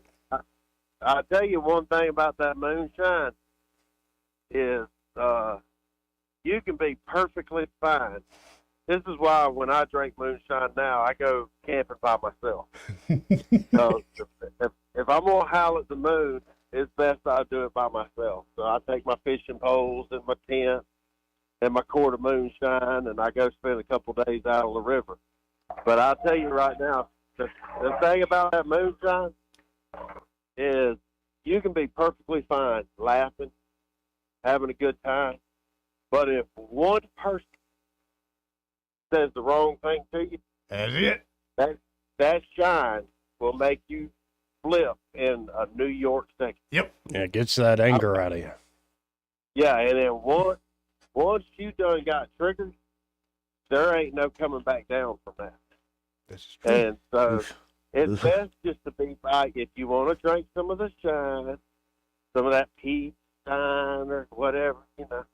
But, and I ain't talking about the shine you buy in Tennessee. That ain't No, moonshine. that ain't the real deal. I'm talking about the real deal. But just go camping by yourself and you'll be all right. I was never really an angry. I did lose my temper when I was drunk plenty of times. I was never angry. I was more just sad and depressed. No, I could get angry. Yeah, I had Yeah. to stay with the liquor. You did? Liquor You gets did? me. Oh, if you See, got any sadness in you about something, Oh. moonshine will bring it out. You'll be sitting there fishing, everything will be perfectly fine. Next thing you know, you're bawling like a baby. Yeah, that was me. I would get drunk, sit in my office, read Edgar Allan Poe, and put cigarettes out on myself. Like I would just go to the scary place, but it would never be like a violent. And I stopped imbibing a lot. Like, I'll do it on a special occasion, like the Christmas party and Yeah, stuff. yeah. And, just be responsible, have a DD, all this. But most of the time when I was, drinking excess, I would wake up in the next morning and it wouldn't be like crazy. I didn't do anything nuts the night before. Just had like 5, 6 beers. And I would just feel guilty, like deep down in the core of yourself. And I'm like, what the heck is that feeling?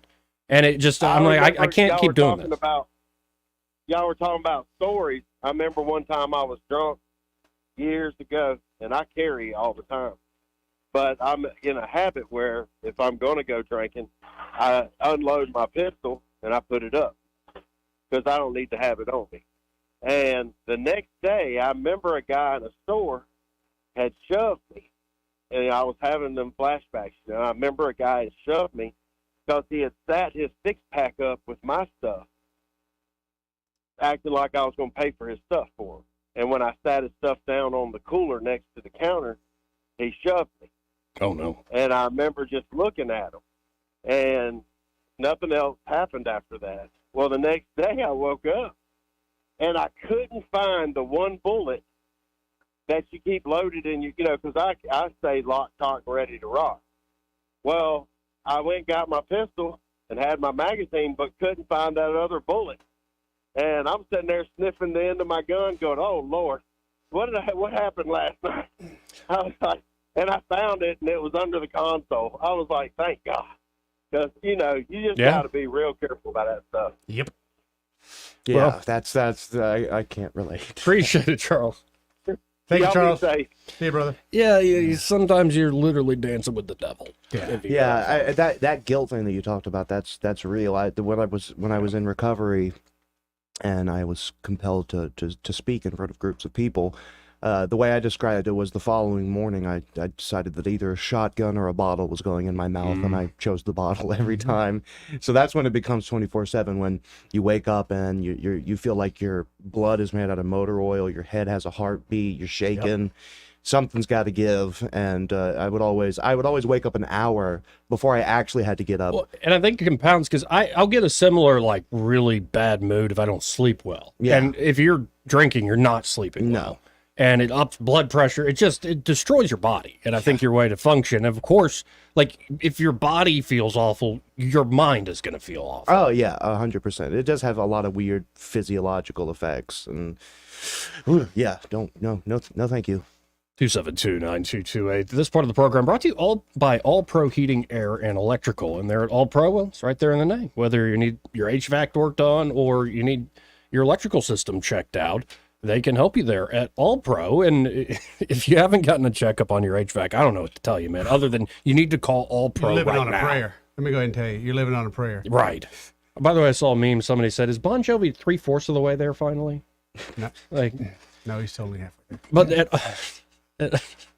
at All Pro, they can do a checkup, or maybe it is time for a new system. Say you're at a 15, 20-year-old house, like you're getting near the end there. Like, it could be you just need parts replaced, upgrade. They can help you with all that. Certainly.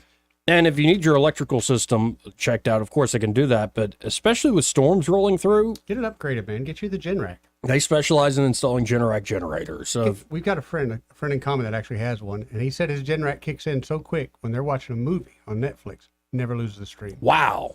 I was like, you're kidding me. He's like, never loses the stream. That's pretty That's awesome. pretty right quick, there. man. And All Pro can install one of those for you. And they come in all sorts of shapes and sizes, different models. Oh, yeah. So check them out today. You can always go to allproheatingair.com. That's allproheatingair.com, or give them a call at 301-1961.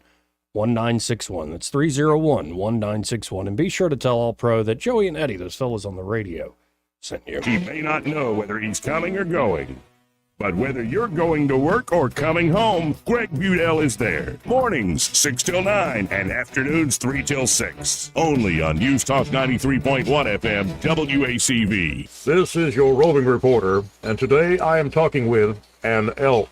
Hey man, Mr. Elk, I was just wondering, what do elk do to take care of their money? Well, like most smart folks, we call David Erdit. You mean Alabama's most favorite asset preservationist? That's him, man. We call him up at 334-279-7431 or 205-479-0839. I see. Yes, he is our preferred money man. The money man with the money plan. You've been paying attention. Well, could you give us those numbers one more time? 334-279-7431 or 205-479-0839. And I just want to try to give you a heads up, man. Oh, what's that? I'm not an elk. Not an elk, huh? Well, then, pray tell, what are you? Knights of Columbus. I am not even going to make a comment. Well, the baby liked it. If you need to rent equipment, you need it fast. You need it to be right, and you need it to be easy. In other words, you need Thompson Rents. We know exactly what you need because we live and work where you do. Our business is homegrown and local, just like yours. Since 1957, Thompson has been with you every step of the way, with equipment to rent or buy that fits your needs and your budget. Today, we've got it all, like Cat compact equipment to rent or buy, including skid steers, backhoes, and mini excavators. Plus, allied brands like Genie, Toro, Almond, and Finn, with pumps, aerial lifts, carry deck cranes, light towers, and more. All backed by people you probably not only know and like, but who you can absolutely trust. So visit ThompsonRents.com for more details or the location near you. Thompson Rents. We're here for you. Are you tired of the mainstream media's biased reporting? Do you want to stay informed on the news that really matters to you? Look no further than 1819 News. At 1819 News, we bring you the latest in Alabama news, politics, sports, culture, and more.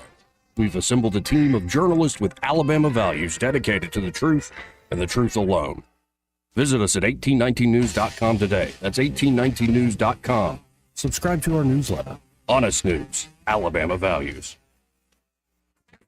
When you do that regularly, we're now creating a codependent relationship. Our direct reports never learn how to solve those problems, and all they learn is to pick up the phone and call you. Brandon Smith is the author of the book, The Author versus Editor Dilemma. He and Wills Moore are on the show this week talking about how they teach leaders to lead better. Listen to What's Working Saturday noon or find us online at whatsworkingcam.com. This hour of news and views is brought to you by our good friends at Alabama Home Mortgage. Alabama Home Mortgage, 567-4223. Visit them on the web at myalabamahomemortgage.com. NMLS number 1586368. An equal housing lender. The River Region's News Talk Station. News Talk 93.1. WACV. News Talk 93.1.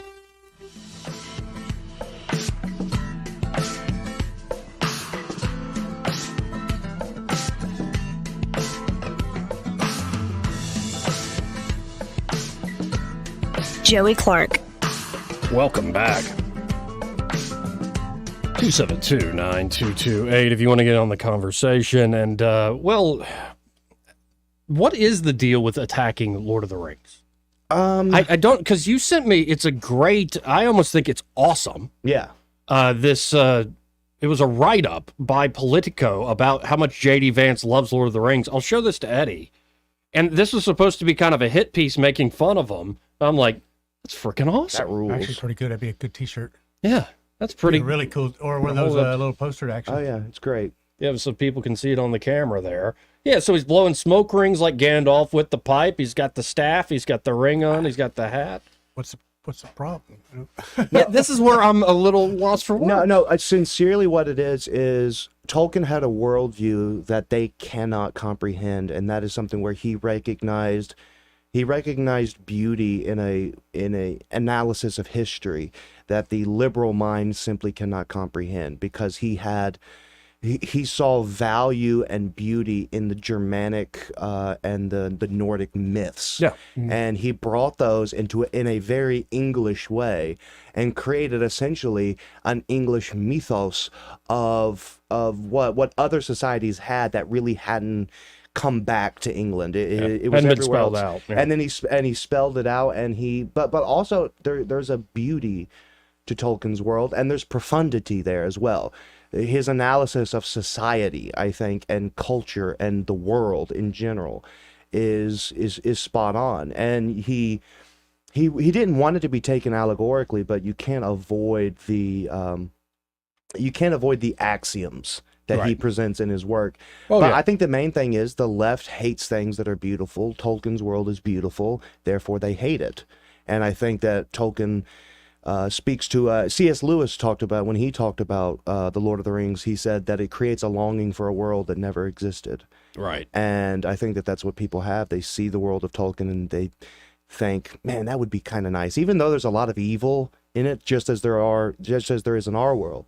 But ultimately the evil loses. And one part of his worldview that I think is beautiful is he always would talk about the modern world is declining. Mm-hmm. Like the further you get in history, more decline. Things aren't as magical. Things aren't as powerful. But even as those things decline and evil looks like it's going to win, good always finds a way in the end. Yeah. And it's sort of it's not like constant pride and progress.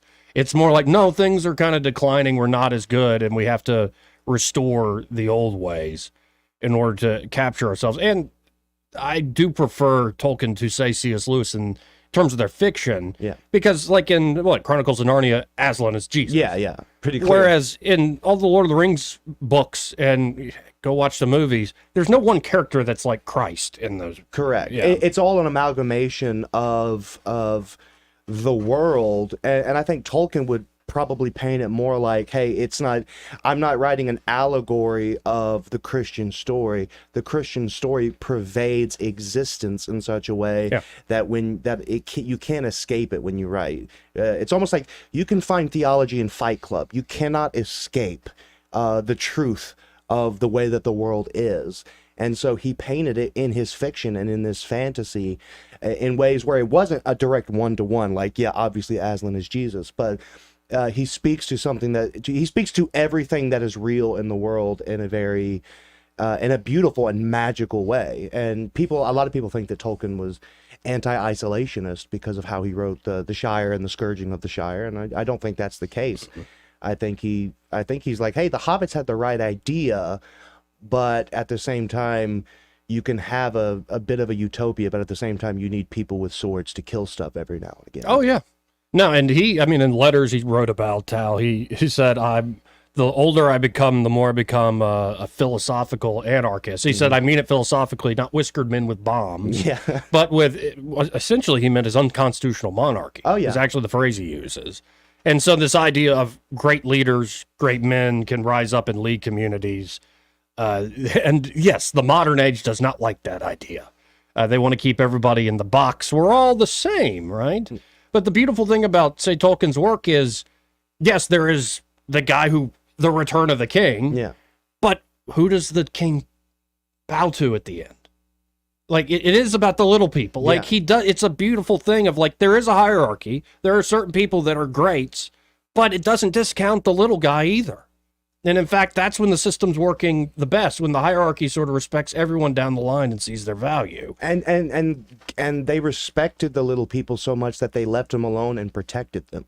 That's why the reason why the hobbits were able to be the hobbits is because the rangers were on the outskirts of the Shire, keeping the evil out of it. They didn't tell the hobbits what to do, but they saw it as a duty to protect the little guy, but not to interfere. Well, and I think it is also to modern day, like all these allusions to it. The Peter Thiel's naming companies after it, J.D. Vance is naming companies out of it. I think it is a culture that is very unique, and it's one that's been percolating and I think developing with folks our age and a little older than us, like Thiel and Vance, that is just antithetical to the, say, left-wing version of history and thought. That is, I think, the prevailing society, like the way society, we all kind of swim in these sort of presumptions that are now being challenged. And I think it's a good challenge. And it is, part of me tries not to relish it too much, but you're starting to see folks like wake up to all this world of ideas that's been on the right for a while, and they don't know how to understand it. Yeah. Like they want to put it in the box of fascism. And if you read the best minds on the right, they're kind of like, no, you obviously don't go that way. Yeah. Like that's the dumbest thing ever. But you could have different systems of government. You could have different things that you appreciate without falling down the rabbit hole of fascism or any other crazy ideology. Like it doesn't have to be a revolutionary, violent thing. Yeah. It can be maybe starting at home and pushing out from there. And then to hear somebody like J.D. Vance say that should be the focus, the family and the nation, that's something that gets people nervous. Is they're like, oh, you're gonna start, you're gonna start doing violent things if we go down this road of protecting the nation. And I don't buy it. And it's not like the liberals that run the world are violent. Yeah, no, never perish with all. Right. I wonder though. I'm not huge into the world of fantasy, but I wonder if there is a sort of commie version of Lord of the Rings out there, of a fantasy world that exists In sci-fi, I would think that you get a bunch of that. I'm sure there is, but it's curious to me that it's never taken off the way that like a Harry Potter, because to me Star Trek would be very socialist. Yeah, that's true. I guess. Yeah, I suppose it's certainly not isolationist in the slightest, but also of its time, where it's like we want to have the perfect society where everybody's equal and money isn't a thing and all. But by the way, Captain Kirk's a hell of a womanizer. Yeah. It's so 1960s. But even they had the Klingons. But even they were like, yeah, stay away from those guys. Yeah, I don't know. It is. I don't know. It's the if that's their attack on J.D. Vance, like, okay, man. But there's a thing with Lord of the Rings where you, even if you can't really put your finger on it, because I think a lot of like Tolkien scholars, quote unquote, same thing with Shakespeare scholars, it's like you're really reading way too much into this. It's just maybe this was just a fun part of the book and you're trying to exposit on it. But I think it is kind of a measuring tool. If you love Lord of the Rings, then I instantly have more respect for you, because it says something that there's something slightly deeper to you than, if your favorite book is, I don't know. I actually kind of like Harry Potter. I think Harry Potter and Lord of the Rings are cut somewhat from the same cloth, until of course they started making Dumbledore a homo and all that other stuff. But nonetheless, it is sort of a measuring tool I use for if you can appreciate the better things in life, and if you are a pessimist. I think if you're a Tolkien fan, you are an optimist through and through. Yeah. Well, that's our nerding out. Do you got anything to say? Anything to add, Eddie? No, that was cool nerds though. Have you seen the movies at least? Yeah. Okay, good. What did you think of them? Really? Go ahead. They were interesting. It was a little bit long, but it was a great time. I got to hang out with my son. That was the highlight. Okay. Wait, did you see the extended versions? Oh God, no. You seem bothered by me even asking you. He thinks we're going to be mean to him. No, I just you guys are having a good nerd moment. I don't want to ruin it. Do you know what the Palantir is? They got to go with no on that. It's one of the 3 seeing stones. Actually, no, there weren't 3. Then more than that. There was 7. There were 7. Don't fight now. There were 7 seeing stones. One was in Isengard, and that's obviously what Saruman used. The other was in Gondor, and that's what drove the steward of Gondor mad, because he was looking through it and he saw the destruction of Middle Earth. And yeah, you remember the guy eating the cherry tomatoes, and the other dude is the little hobbit singing. And he's remember like, the little hobbit nerd? Denethor. Messed up feet. Yeah. Mm-hmm. And a friend of mine's got a cat named Gondor. So. Oh, by the way. Oh, really? Yeah. By the way, my wife vetoed any Lord of the Rings names for our children. So all of our pets have Lord of the Rings names, every single one. Okay, go through it. Oh, well, I have Merry and Pippin. Those are my 2 cats. My dog, which we had to put down last year, his name was Gimli. And our new dog is named Raka. And that is the Kenyan word for wolf. Okay, very cool. No, the dog, my brother's dog that I essentially helped raise as a puppy was Gimli. Yeah. A little red Labrador retriever. Yeah, ours was a chocolate lab. He was dark, and he just looked like a Gimli. He had that dwarvish look to him, dark hair. So I was like, this is a dwarvish dog. I might have to watch for Lord of the Rings some this weekend. Not Rings of Power, though. Oh. What a turd that was. It was awful. Where do you stand on the Hobbit trilogy? Well, that was interesting. I saw one of those. That was They're cool. all I right. like those houses. I hated them when I first watched them, They're and then I've come to enjoy them. Yeah, I think some of the action in, say, Battle of the Five Armies is great. I think Smaug the dragon is fantastically done. Yeah. And I don't like how they added a few things, like, oh, let's have Evangeline Lilly fall in love with it. Yeah. They added some like stuff that I don't know. A gratuitous feel love like story. watching it? Yeah, I think let's add some a love interest for Orlando Bloom, because he's so dreamy. Well, I mean, Aragorn is probably the greatest man character in the Lord of the Rings, and that was a love story that I think is unappreciated, because he backed off because Arwen's dad was not okay with it. And he's like, okay, no, he says no, so we're no. So he stayed off, and she was still trying to come after. He's like, no, woman, your dad said no, and then eventually he comes around. Yeah.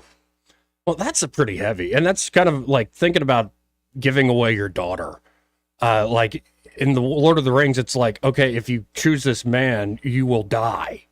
Like you won't be immortal and be able to go live with us for the rest of time. Like Superman. But it kind of, I think that captures the emotion I think some fathers feel with giving away their daughters. It's like, oh, everything's going to change from now on. I think there's a few that go, here, take her. My walk could use a break.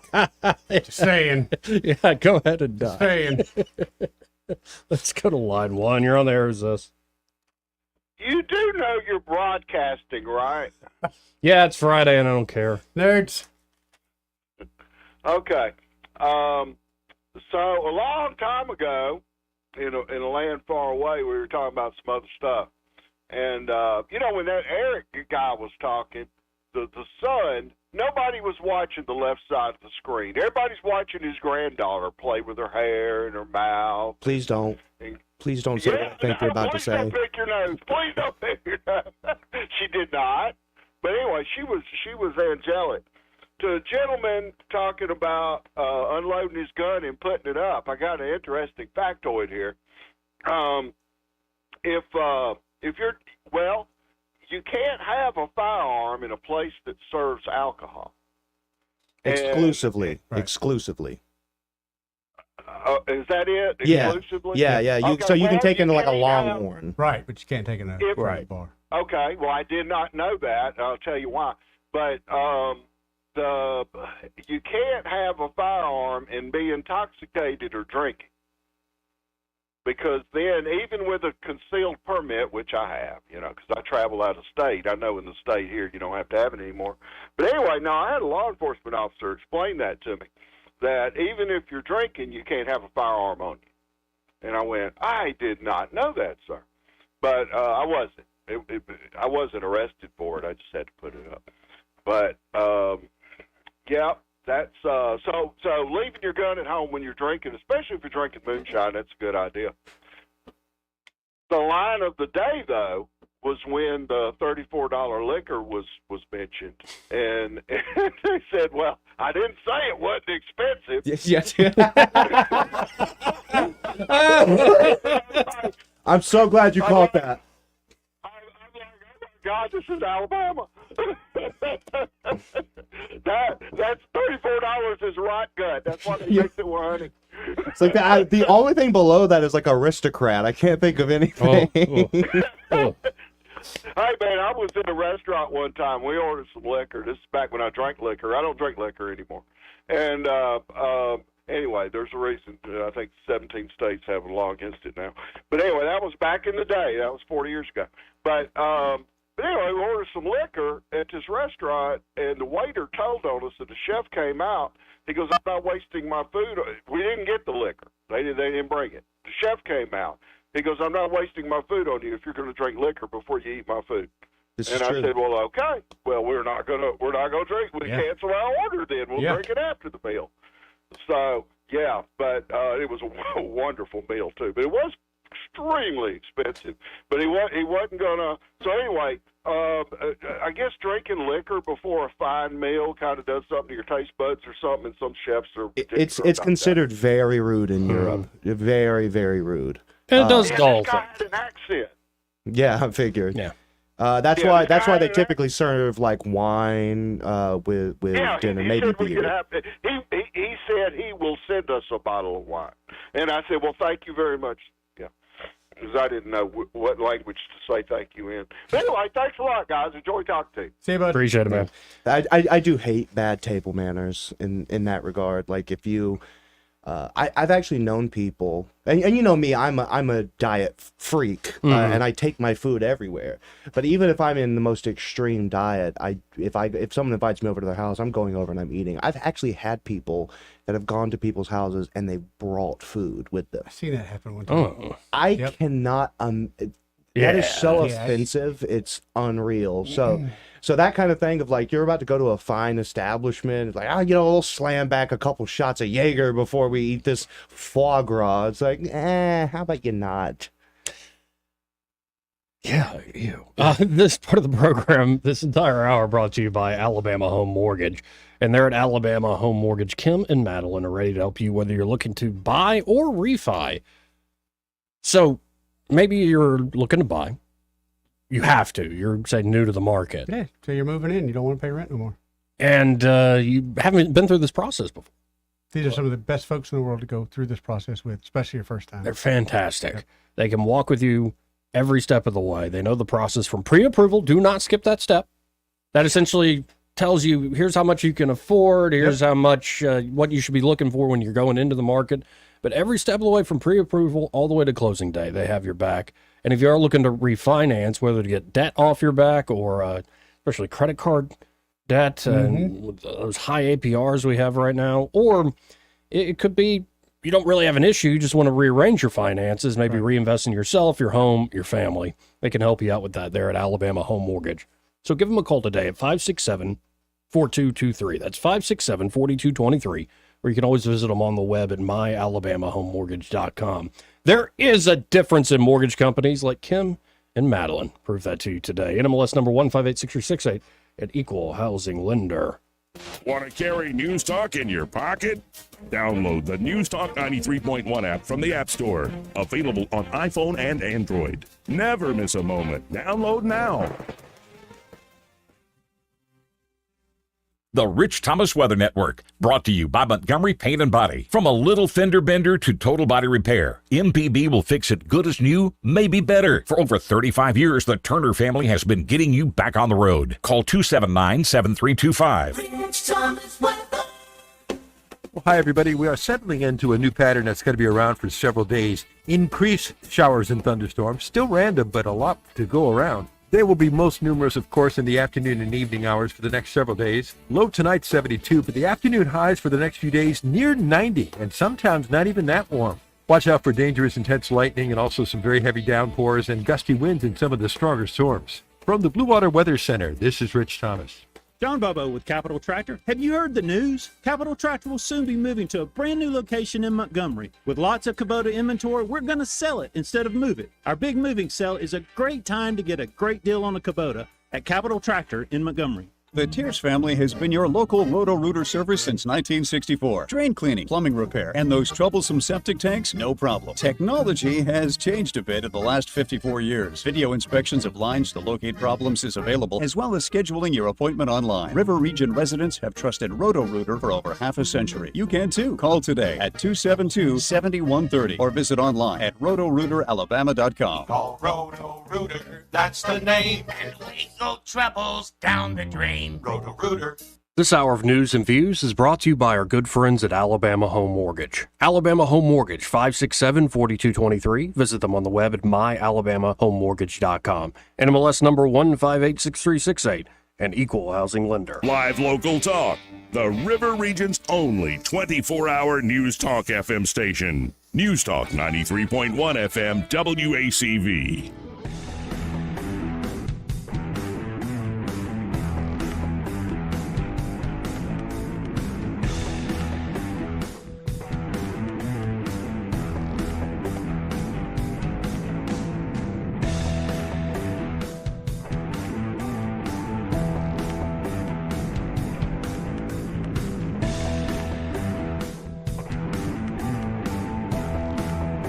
Joey Clark.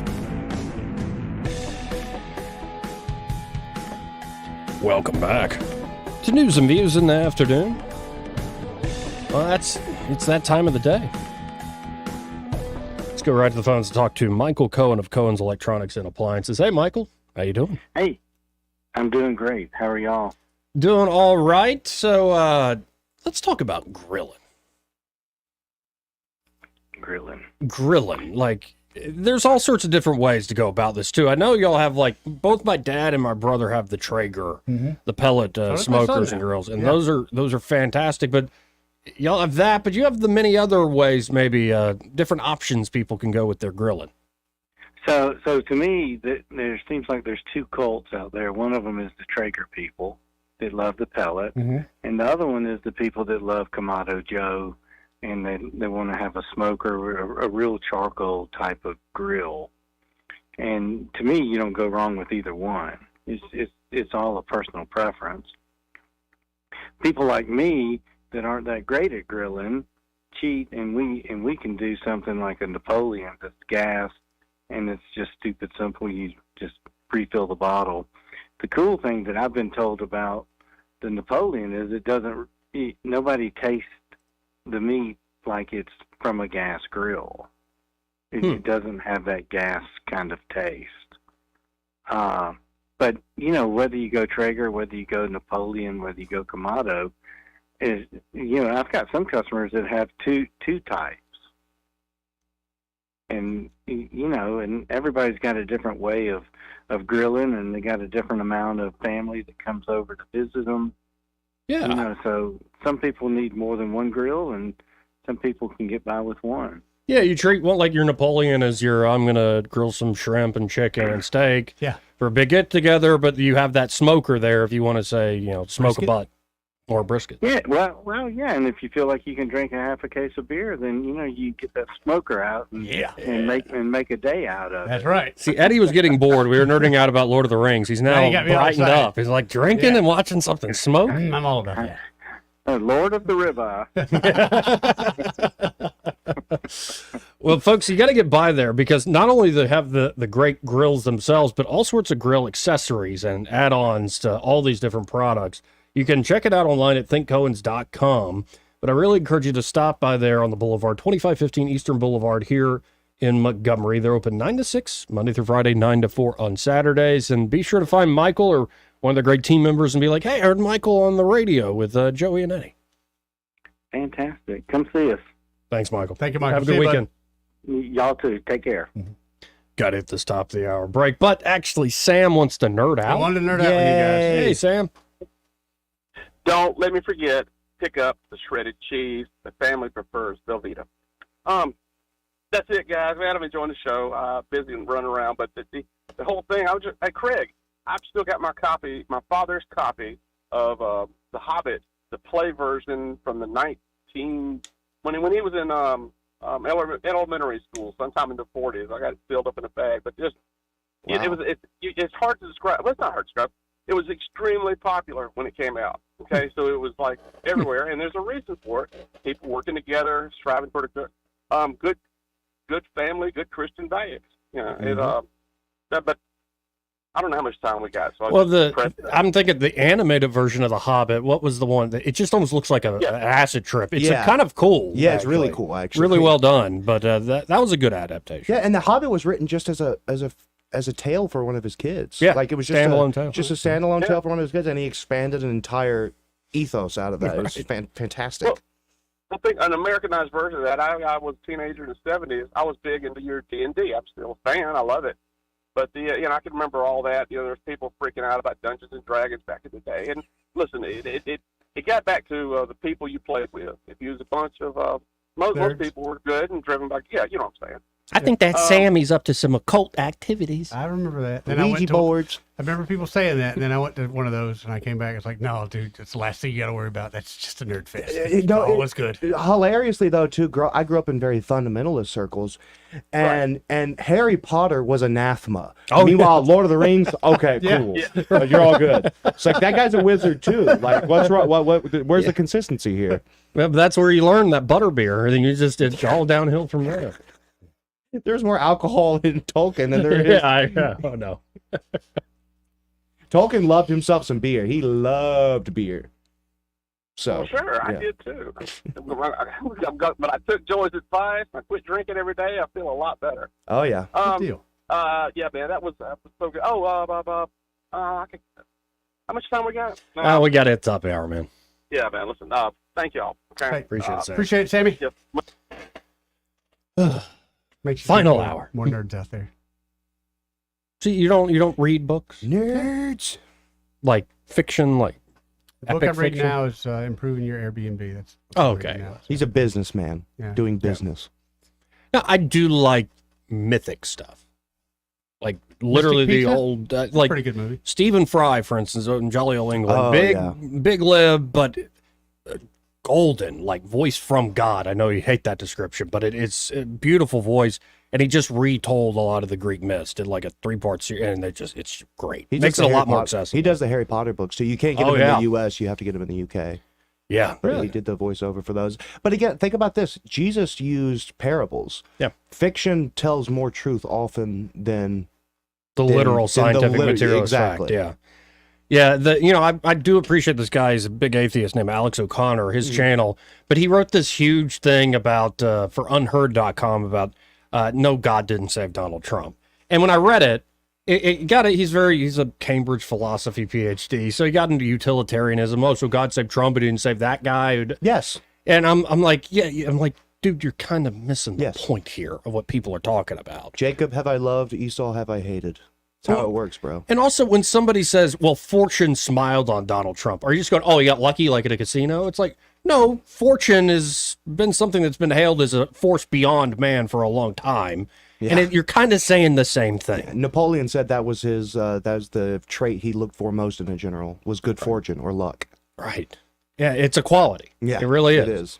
Churchill, he thought he was incredibly lucky because he had all those brushes with death. And he attributed it to God or fortune. Especially in the Boer War, he had a lot of close calls.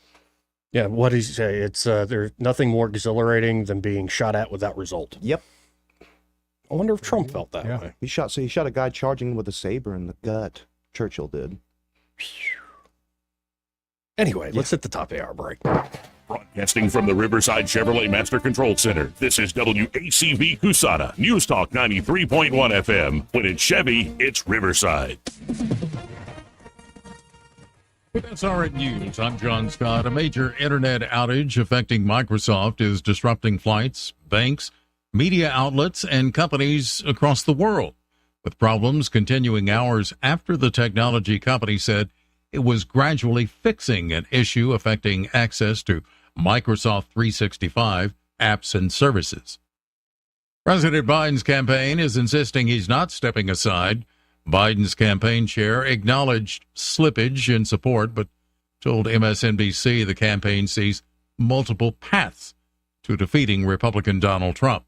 Biden is isolated as he battles COVID-19 infection in Delaware, and he's confronting the reality many Democrats at the highest levels want him to consider stepping aside. Stocks remain lower. The Dow is down 380 points. This is SRN News. Government debt is now exploding by an unprecedented $1 trillion every 90 days. Think of that. It's a clear sign that our nation's finances are spinning out of control, and it's putting the savings of every one of you at risk. Hello, I'm Lance Wallnow, a news analyst and best-selling author and an evangelical leader. I'm deeply concerned about the impact this runaway debt is going to have on Christians like you who have worked hard to build your own nest egg for your family. To protect your financial future in these uncertain times, you need to diversify with something tangible and proven, like physical gold. That's why I recommend a gold IRA.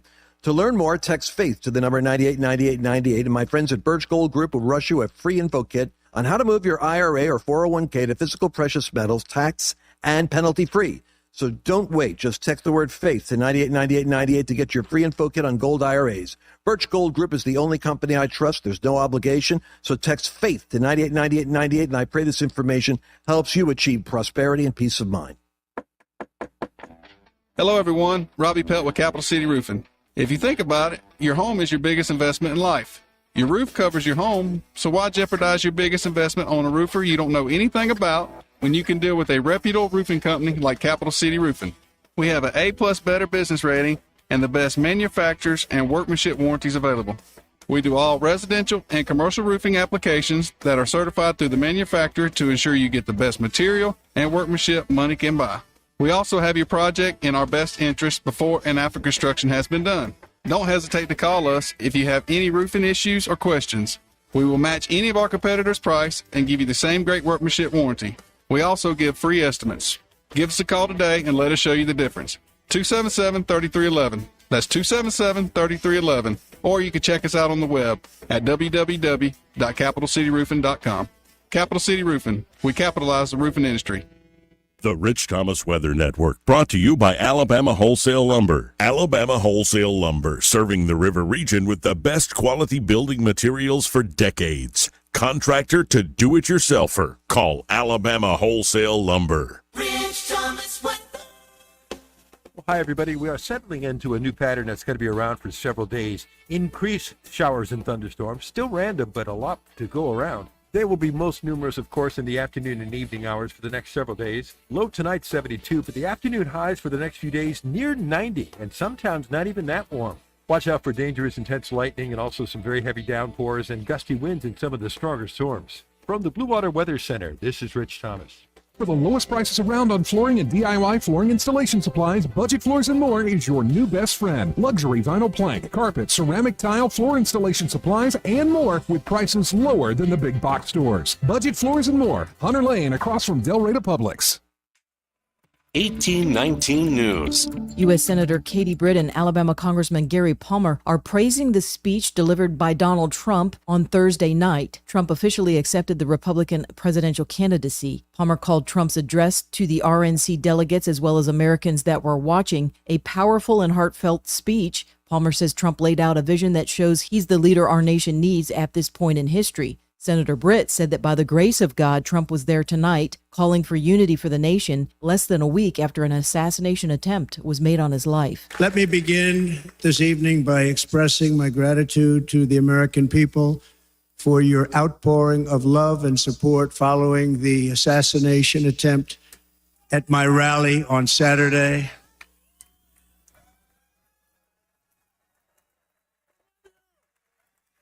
As you already know, the assassin's bullet came within a quarter of an inch of taking my life.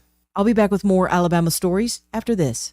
I'm Amy Beth Shaver with Alabama Unfiltered Radio, and when I need the news and I need it fast, I turn to Andrea Tice and the Daily Detail. On my way in, it is the most convenient, best way for me to digest what's going on so that I can use it for our show. She tells you what's going on in Alabama that day first and fast. So listen to the Daily Detail with Andrea Tice. Don't miss out. The Daily Detail is available wherever podcasts are found.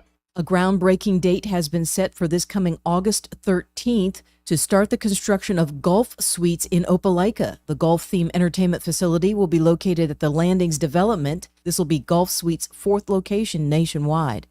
I'm Andrea Tice.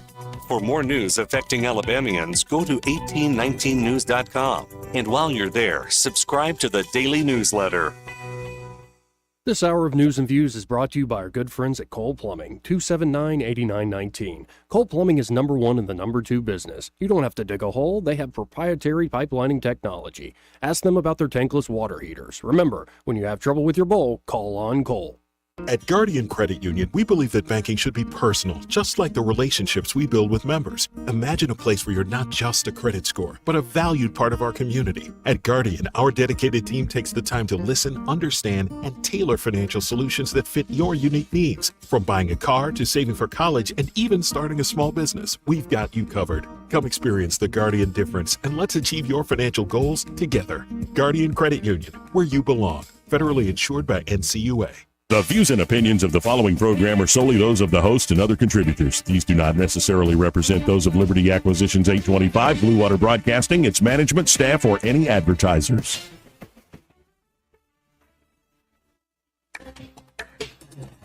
It's time for Montgomery's conversational radio show. It's News and Views on News Talk 93.1 FM. To join the conversation, call 272-9228.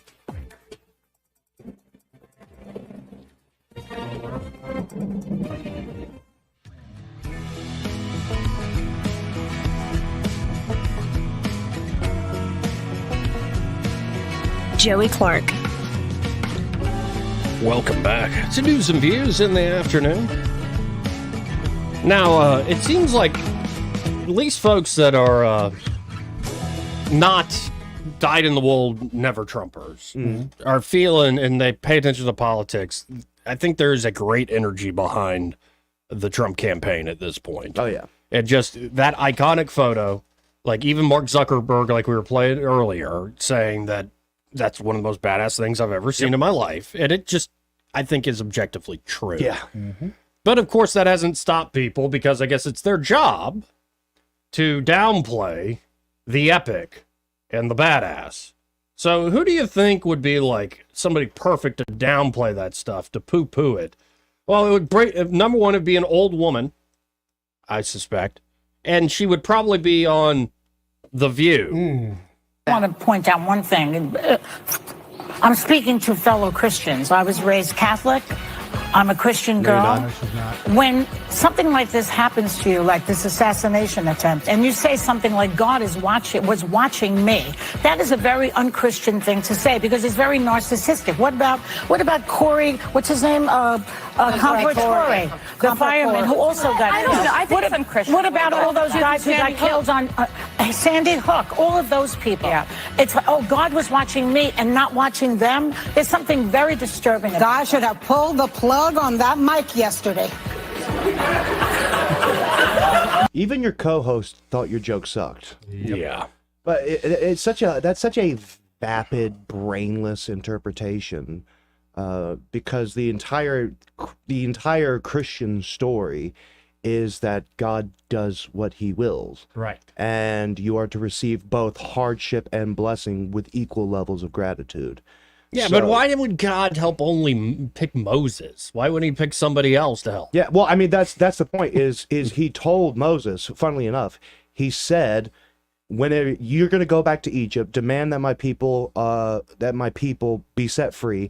I am going to harden Pharaoh's heart, so he will not hear you. So my glory will be shown in their obliteration." Yeah. Now you cannot like that if you want. I don't care. But that is the God of the Bible.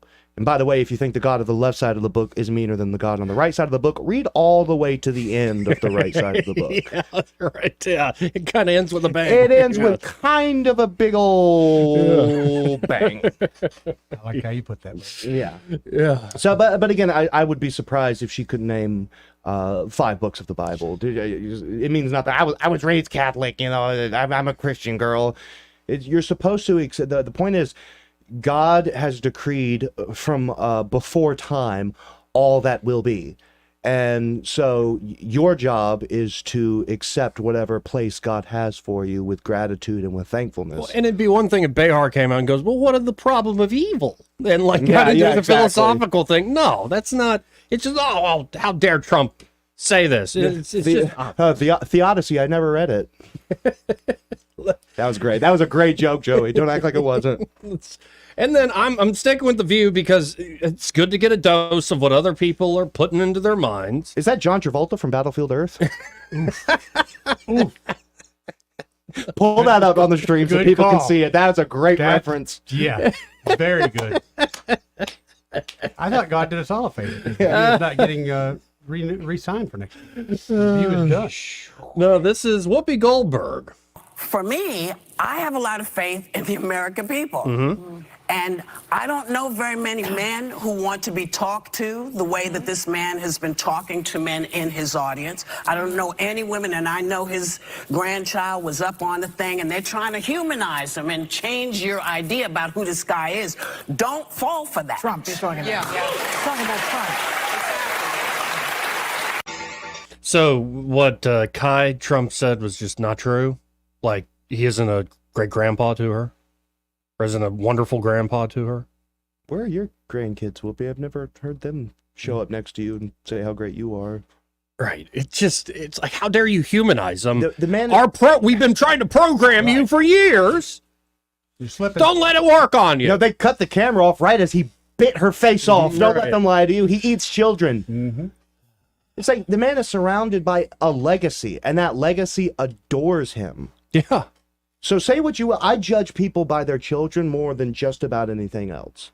And if you are loved by your children and you are loved by your grandchildren, you can have all number of personal failings and faults, but that in and of itself is admirable. Well, and I would be the first to say Trump has a lot of failures and right faults. here, yeah. Sure. People have callers have yelled at me for criticizing Trump. Right. I'm not a writer. But he is human. And he is, I think, somebody with that sense of humor that he has. Like, there is something there that you can't recreate that is infectious. I really buy into Scott Adams of Dilbert fame. Mm-hmm. He said that Trump is one of the most persuasive people he's ever seen, and he thinks that Trump comes by it almost naturally. Like, Adams is a trained hypnotist. So the way Trump gets in to have people understand him, how he sells an idea, one thing is repetition. Another thing is visualization. So you could say, we're going to secure the border. And we're going to, this many more border agents, this many more drones and the electronic stuff. What does Trump do? He boils it down to a very simple image, the wall. That's incredibly persuasive. Mm-hmm. And so they also, I think, underestimate the side of Trump of, yes, he's a billionaire who was born with a bit of privilege, but he was the guy who liked walking the construction site. He was the guy that made his sons go work on the construction site. And there are so many stories of him helping out the working man, so to speak, throughout his life and career. Yeah. I despise the sycophantism that surrounds Donald Trump or anyone. Sycophants in general, I find, are the most distasteful humans that exist. Yes. However, there are far too many estimable people who admire Donald Trump as a man for there not to be something there. Name me someone who is riding around, walking around, streaming around, whatever, that is not a sycophant that is saying those things about Joe Biden. I'll wait. Yeah, and it's getting really sad for a lot of them online right now. Yep. Real sad. So we'll see where it goes, but that was just a dose of some of the counter programming that's out there. They really are. That is a gaggle of a bunch of broads that are as dumb as a bucket of shrimp. They only exist. Their entire viewing audience is conservatives that like to make fun of them. I don't know a single person that's like, man, did you hear this poignant thing that was said on The View by that gaggle of yammering things I can't say on the radio? Like that's ugh. Well, and then I think this whole plot to replace Biden, what it's going to do is, I hope, create more of a rebellion within the Democrats. So this could just be play acting here, what I'm about to play on the stream. But here's AOC. Let's just listen to what she has to say. But that's an aside. That's what I'm here for in terms of work. I'm here because I want to talk to you all about all of this craziness that you see in the media about Joe Biden. And I'm just ripping the Band-Aid off. I got hairy legs. Because I think that it's really important that people get the straight truth. And I feel like there has been a lot of smoke screens that have been going on about this, and that people spit it out. Not been getting told the full story here. Come on, man. And I want to put all my cards out on the table because I don't know what's going to happen. I'm telling you that as who I am. I do not have a crystal ball. I don't know what's going on, but I believe that you all deserve to know what I see in this moment as I see it. Okay, I didn't know she was gonna how that took a minute 15 seconds. She would take as much time reading a fortune cookie as you and I would take reading a novel. So let me just surmise what she said. She says, quote unquote, elites in the party want to force both Biden and Vice President Harris off the Democratic ticket. People don't love our options, AOC said. The debate didn't change much at all in terms of the people's perceptions and where the electorate is at. Going into the debate, I'm sure most people know that the president is old. The president is very old. Donald Trump is also very old and a neo-Nazi. And oh, God. But here's where I'm coming from. Number one, it's like, thanks for the revelation, AOC. Oh, there are elites within the Democratic Party. How do you think people like, say, a Vivek Ramaswamy, or Ted Cruz also called this a while back, how do you think all these folks, I've been calling this for a while, and I'm just a jackass on local radio. How do you call things like they're going to replace Joe Biden? How do you predict something like that? You can't. Well, you can to a degree, because you can understand how the party works. That isn't all about, we just get together and the best ideas win and we vote on things. It's like, no, you dopes. There are clearly party bosses. There are clearly folks with sway in the party, and you're literally seeing them get the 5 families together, the Obamas, the Clintons, and so many others, to try to push this guy out. There are clearly players within media organizations that have an agenda that drives the Democratic Party. Clearly, there's a Hollywood sect and clique that drives the opinions of the Democratic Party. This isn't organic, like, we all get to vote, and that's what the Democrats stand for. You're in kindergarten, politically speaking, if that's how you think it works. It is clearly, politics is a game of elites at the end of the day, even in a so-called democracy.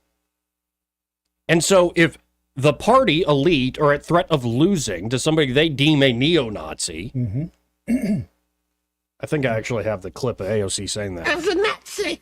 I was a Nazi man.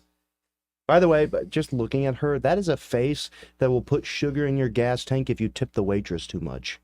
Like she will key your truck if the waitress calls you sweetie. Yep. Like she is crazy. Let me see that for a second. Crazy eyes, you're saying? Yes, she has No, she's got SSR more than eyes. Yeah, you might be onto something there. But what if? Because what have the Republicans been saying a lot? J.D. Vance said it explicitly in his speech that the ruling elite have failed this country. Mm-hmm.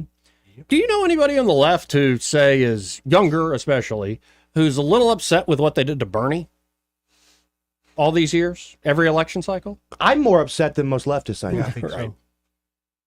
But I have a feeling if they are ham-handed about this, and it seems pretty ham-handed at this moment, they might get their own populist revolt there within the Democratic Party. And I think it would be healthy not just for Democrats, but healthy for the entire nation. Mm-hmm. Oh, definitely. The problem, there are plenty of Democrats in this world that you can work with on all sorts of issues. I've learned that here locally. There's just things that make sense. We should do it. There's a lot of that stuff that goes on.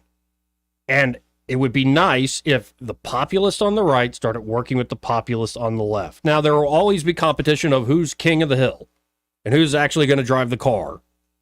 Fine. That's what actual elections and debate is for. But right now we've had elite managed outcomes. And they're trying to do the mother of all managed outcomes by doing the switcheroo with Biden. Yep. And it might very well help wake up some people that have refused to see what their eyes are showing them for years now. And it would be healthy for the country. I think it'd just be better for everybody if instead of kowtowing to the Obamas and Clintons and the usual suspects at the New York Times and the Washington Post. Oh, no, George Clooney said a thing that there were folks who said, you know what, we're going to go our own way. Do I really want a left-wing Trump? I don't know. But I think I would prefer that to Gavin Newsom. I think they're so out of touch. Like, honestly, when they did that thing with Robert De Niro, and like you said, finally they had George Clooney come out, I don't think that they're a cabal of organized folks at this point. I think they're crabs in a bucket. I think now more than ever. Now, especially now, because what's going to happen? I think you have all these old liberals that think that people still give a damn about Barack Obama, and there's a section that does. But all the young people, these young liberals coming out of these universities that you've injected your cancer into, they don't give a flying Frenchman's fornication about what Barack Obama has to say about anything.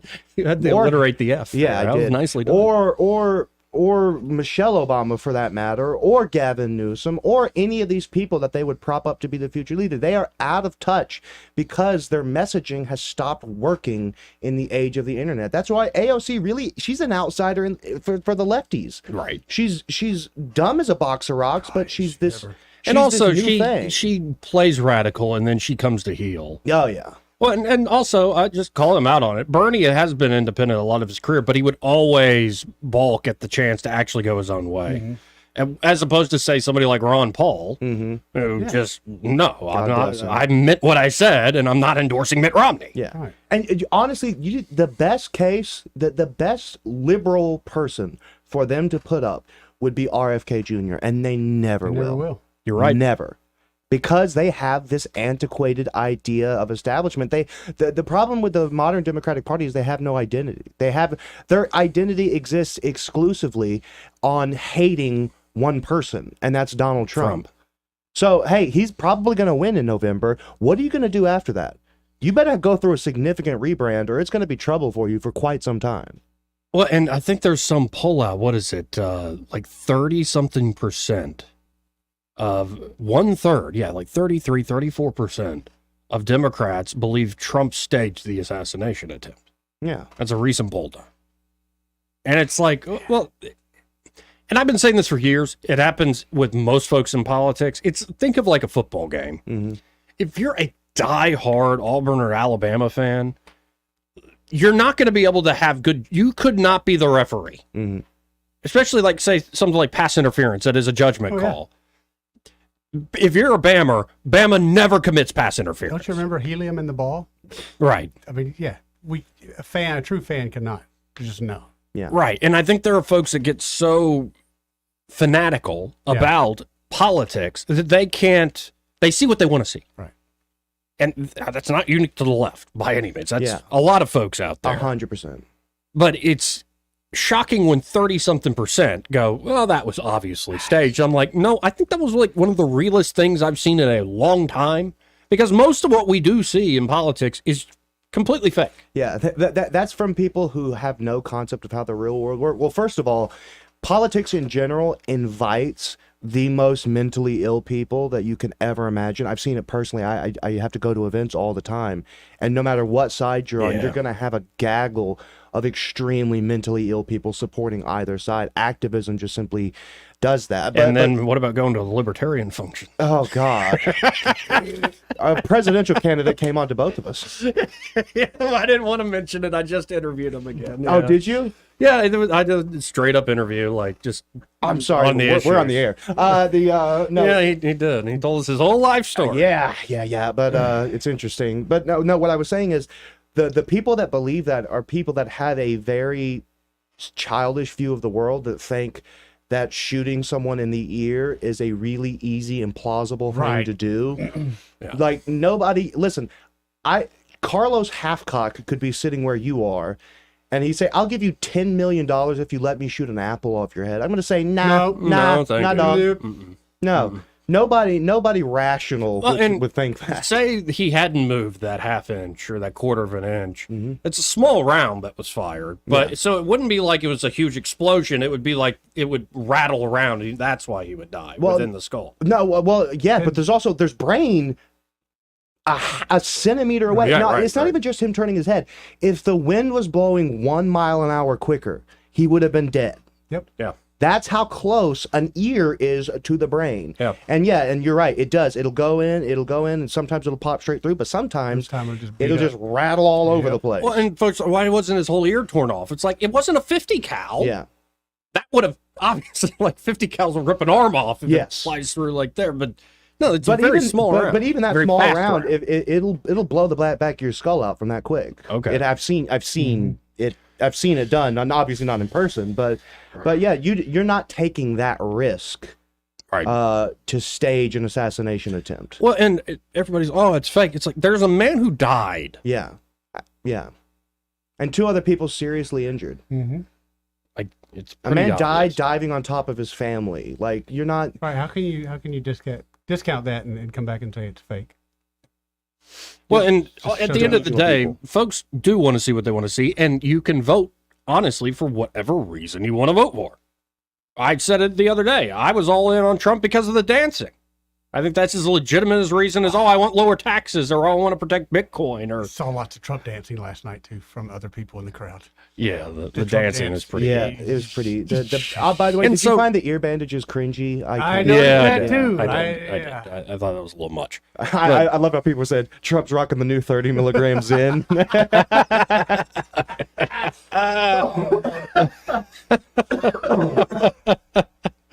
The internet is undefeated in moments like these. It is absolutely undefeated. So I don't expect, because Donald Trump survived an assassination, you have to vote for him. Obviously not. I will say this: if you do not respect that man infinitely more now than you did before, then you have zero grasp of reality or what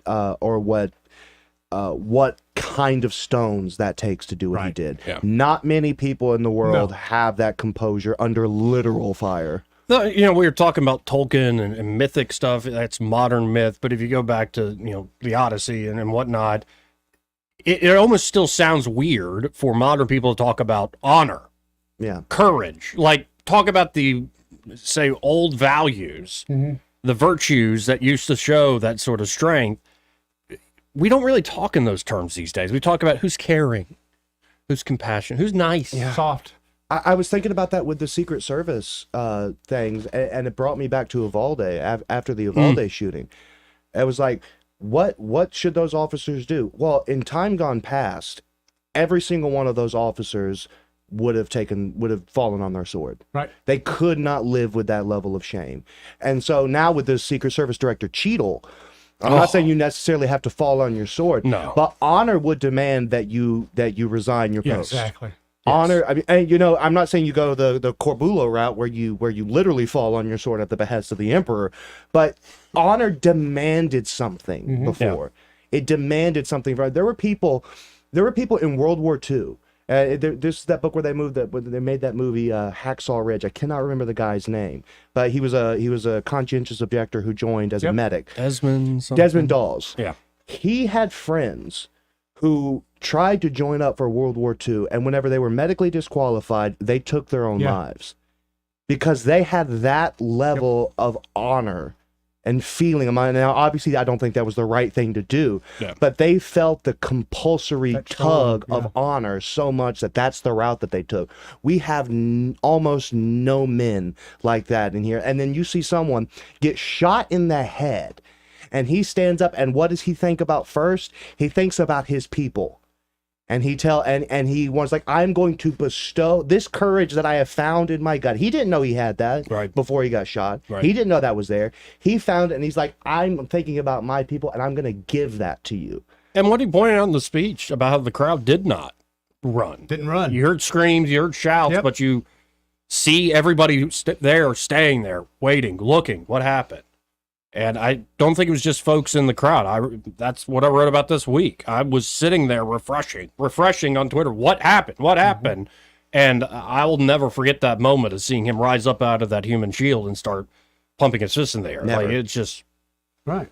And I'm saying that doesn't mean you have to vote for him. No. It's just accept that, like, sometimes things come around that you just can't deny. I will say this emphatically. I will not be voting for Donald Trump in this upcoming election. I won't do it for my own personal reasons. That being said, if you're not rooting for him, then you're not watching. You're not paying attention. Well, who are you voting for? What? Stone Cold Steve Austin. I thought you were going to stick to that. But no, seriously, it's like I have policy disagreements that preclude me from voting for him. Right. And moral disagreements that preclude me from voting for him. However, that is a man. That is a man that commands a certain level of respect. It's beyond politics. It's so far beyond politics at this point. Of course, it will be used for politics. Yeah, of course. But of course, that moment was beyond politics. You cannot buy that kind of that photo op. Man alive, that's a great photo. We got to hit a break here. But first, this part of the program brought to you by Montgomery Men's Health. And there at Montgomery Men's Health, they can help you fellas out. If you're feeling run down, tired all the live long day, no energy or drive, including a decrease in your sex drive, you're just never in the mood. Well, the problem could very well be low testosterone, low T. This naturally occurs as you get older, in your 40s, 50s, and 60s. And some guys want to keep that edge back. They're still going strong, and they want to not be worn down. But low T is also happening to a lot of younger men in our society, in their 20s and 30s. That's right. So no matter your age, you should make it part of your annual men's healthcare routine. Get your testosterone checked. And, of course, at Montgomery Men's Health, the providers there can conduct a testosterone-focused lab workup plus a consultation for only $99. And they have low-T treatments there at Montgomery Men's Health that can truly change lives. Men can experience higher energy, better gains in the gym. Brother. That's right, brother. Sorry, Hulk Hogan got me going. Worked up, didn't we? Better mental clarity, improved sleep patterns, a faster metabolism. You'll even notice an increased libido. Ain't nothing wrong with that. Is that your Hogan? That was, cheap attempt at it. You can actually book the same day that you call. Guys, it's time to feel amazing again. 440-3663. That's 440-3663. Or go to MontgomeryMen'sHealth.com to book your appointment today. He may not know whether he's coming or going, but whether you're going to work or coming home, Greg Budell is there. Mornings, 6 till 9, and afternoons, 3 till 6. Only on News Talk 93.1 FM, WACV. Hey, folks, thank you for making CTE Outdoor Power a preferred dealer and Hustler one of the most popular riding mowers. Recently, I met a couple from Evergreen who discovered us because friends recommended both CTE and Hustler. They heard our team of friendly, helpful professionals would guide them to the Hustler model that's the best fit for them, and that because we support all the products we sell, we take the hassle out of future needed parts and service. They liked Hustler because of the highest quality and warranty, and that we partner with Hustler to offer 0% interest financing. Now, if you haven't discovered Hustler and CTE yet, now is the perfect time, because this month, when you mention this ad, we'll pay the sales tax when you purchase any new riding mower. Folks, can you get all that anywhere else? CTE Outdoor Power, I-85 at Perry Hill Road, and CTEOutdoorPower.com. For too long, Alabama's statewide news companies have shamed us for our conservative Christian values. Alabama deserves a news company that cherishes our culture, a company that isn't bought and paid for by the powers that be. 1819 News is that company. Run by Alabamians for Alabamians, 1819 News celebrates what is good and beautiful about our state, while exposing those who work against our values in secret. Just go to 1819news.com to learn more. Subscribe to our newsletter. That's 1819news.com. Hi there, I'm Kim Williams with Alabama Home Mortgage.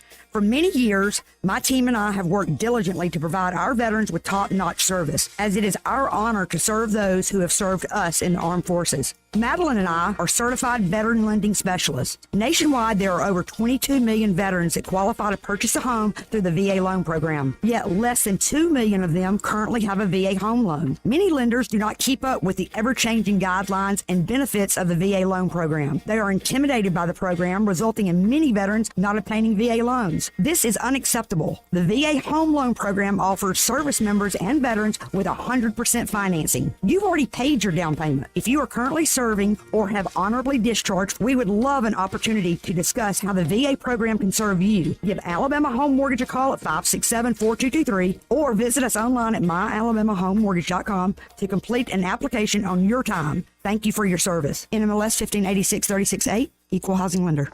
This hour of News and Views is brought to you by our good friends at Cole Plumbing, 279-8919. Cole Plumbing is number one in the number two business. You don't have to dig a hole. They have proprietary pipelining technology. Ask them about their tankless water heaters. Remember, when you have trouble with your bowl, call on Cole. Rich Thomas Weather, a service of Riverside Chevrolet Wetumpka. If it's Chevy, it's Riverside. Best price, best selection. Check them out on the web at riversideusa.net. Rich Thomas Weather. Well, hi, everybody. We are settling into a new pattern that's going to be around for several days. Increased showers and thunderstorms, still random, but a lot to go around. They will be most numerous, of course, in the afternoon and evening hours for the next several days. Low tonight, 72, but the afternoon highs for the next few days near 90, and sometimes not even that warm. Watch out for dangerous, intense lightning and also some very heavy downpours and gusty winds in some of the stronger storms. From the Blue Water Weather Center, this is Rich Thomas. We're redesigning financial freedom at CB&S Bank. Make purchases at participating stores and restaurants using your CB&S Bank debit card through your mobile devices with Mobile Wallet. Charges and fees may apply from your cellular service provider. Contact your service provider for more information. Member FDIC. On FM, on your smartphone, and online, the River Region's most trusted voice. News Talk 93.1 FM WACB.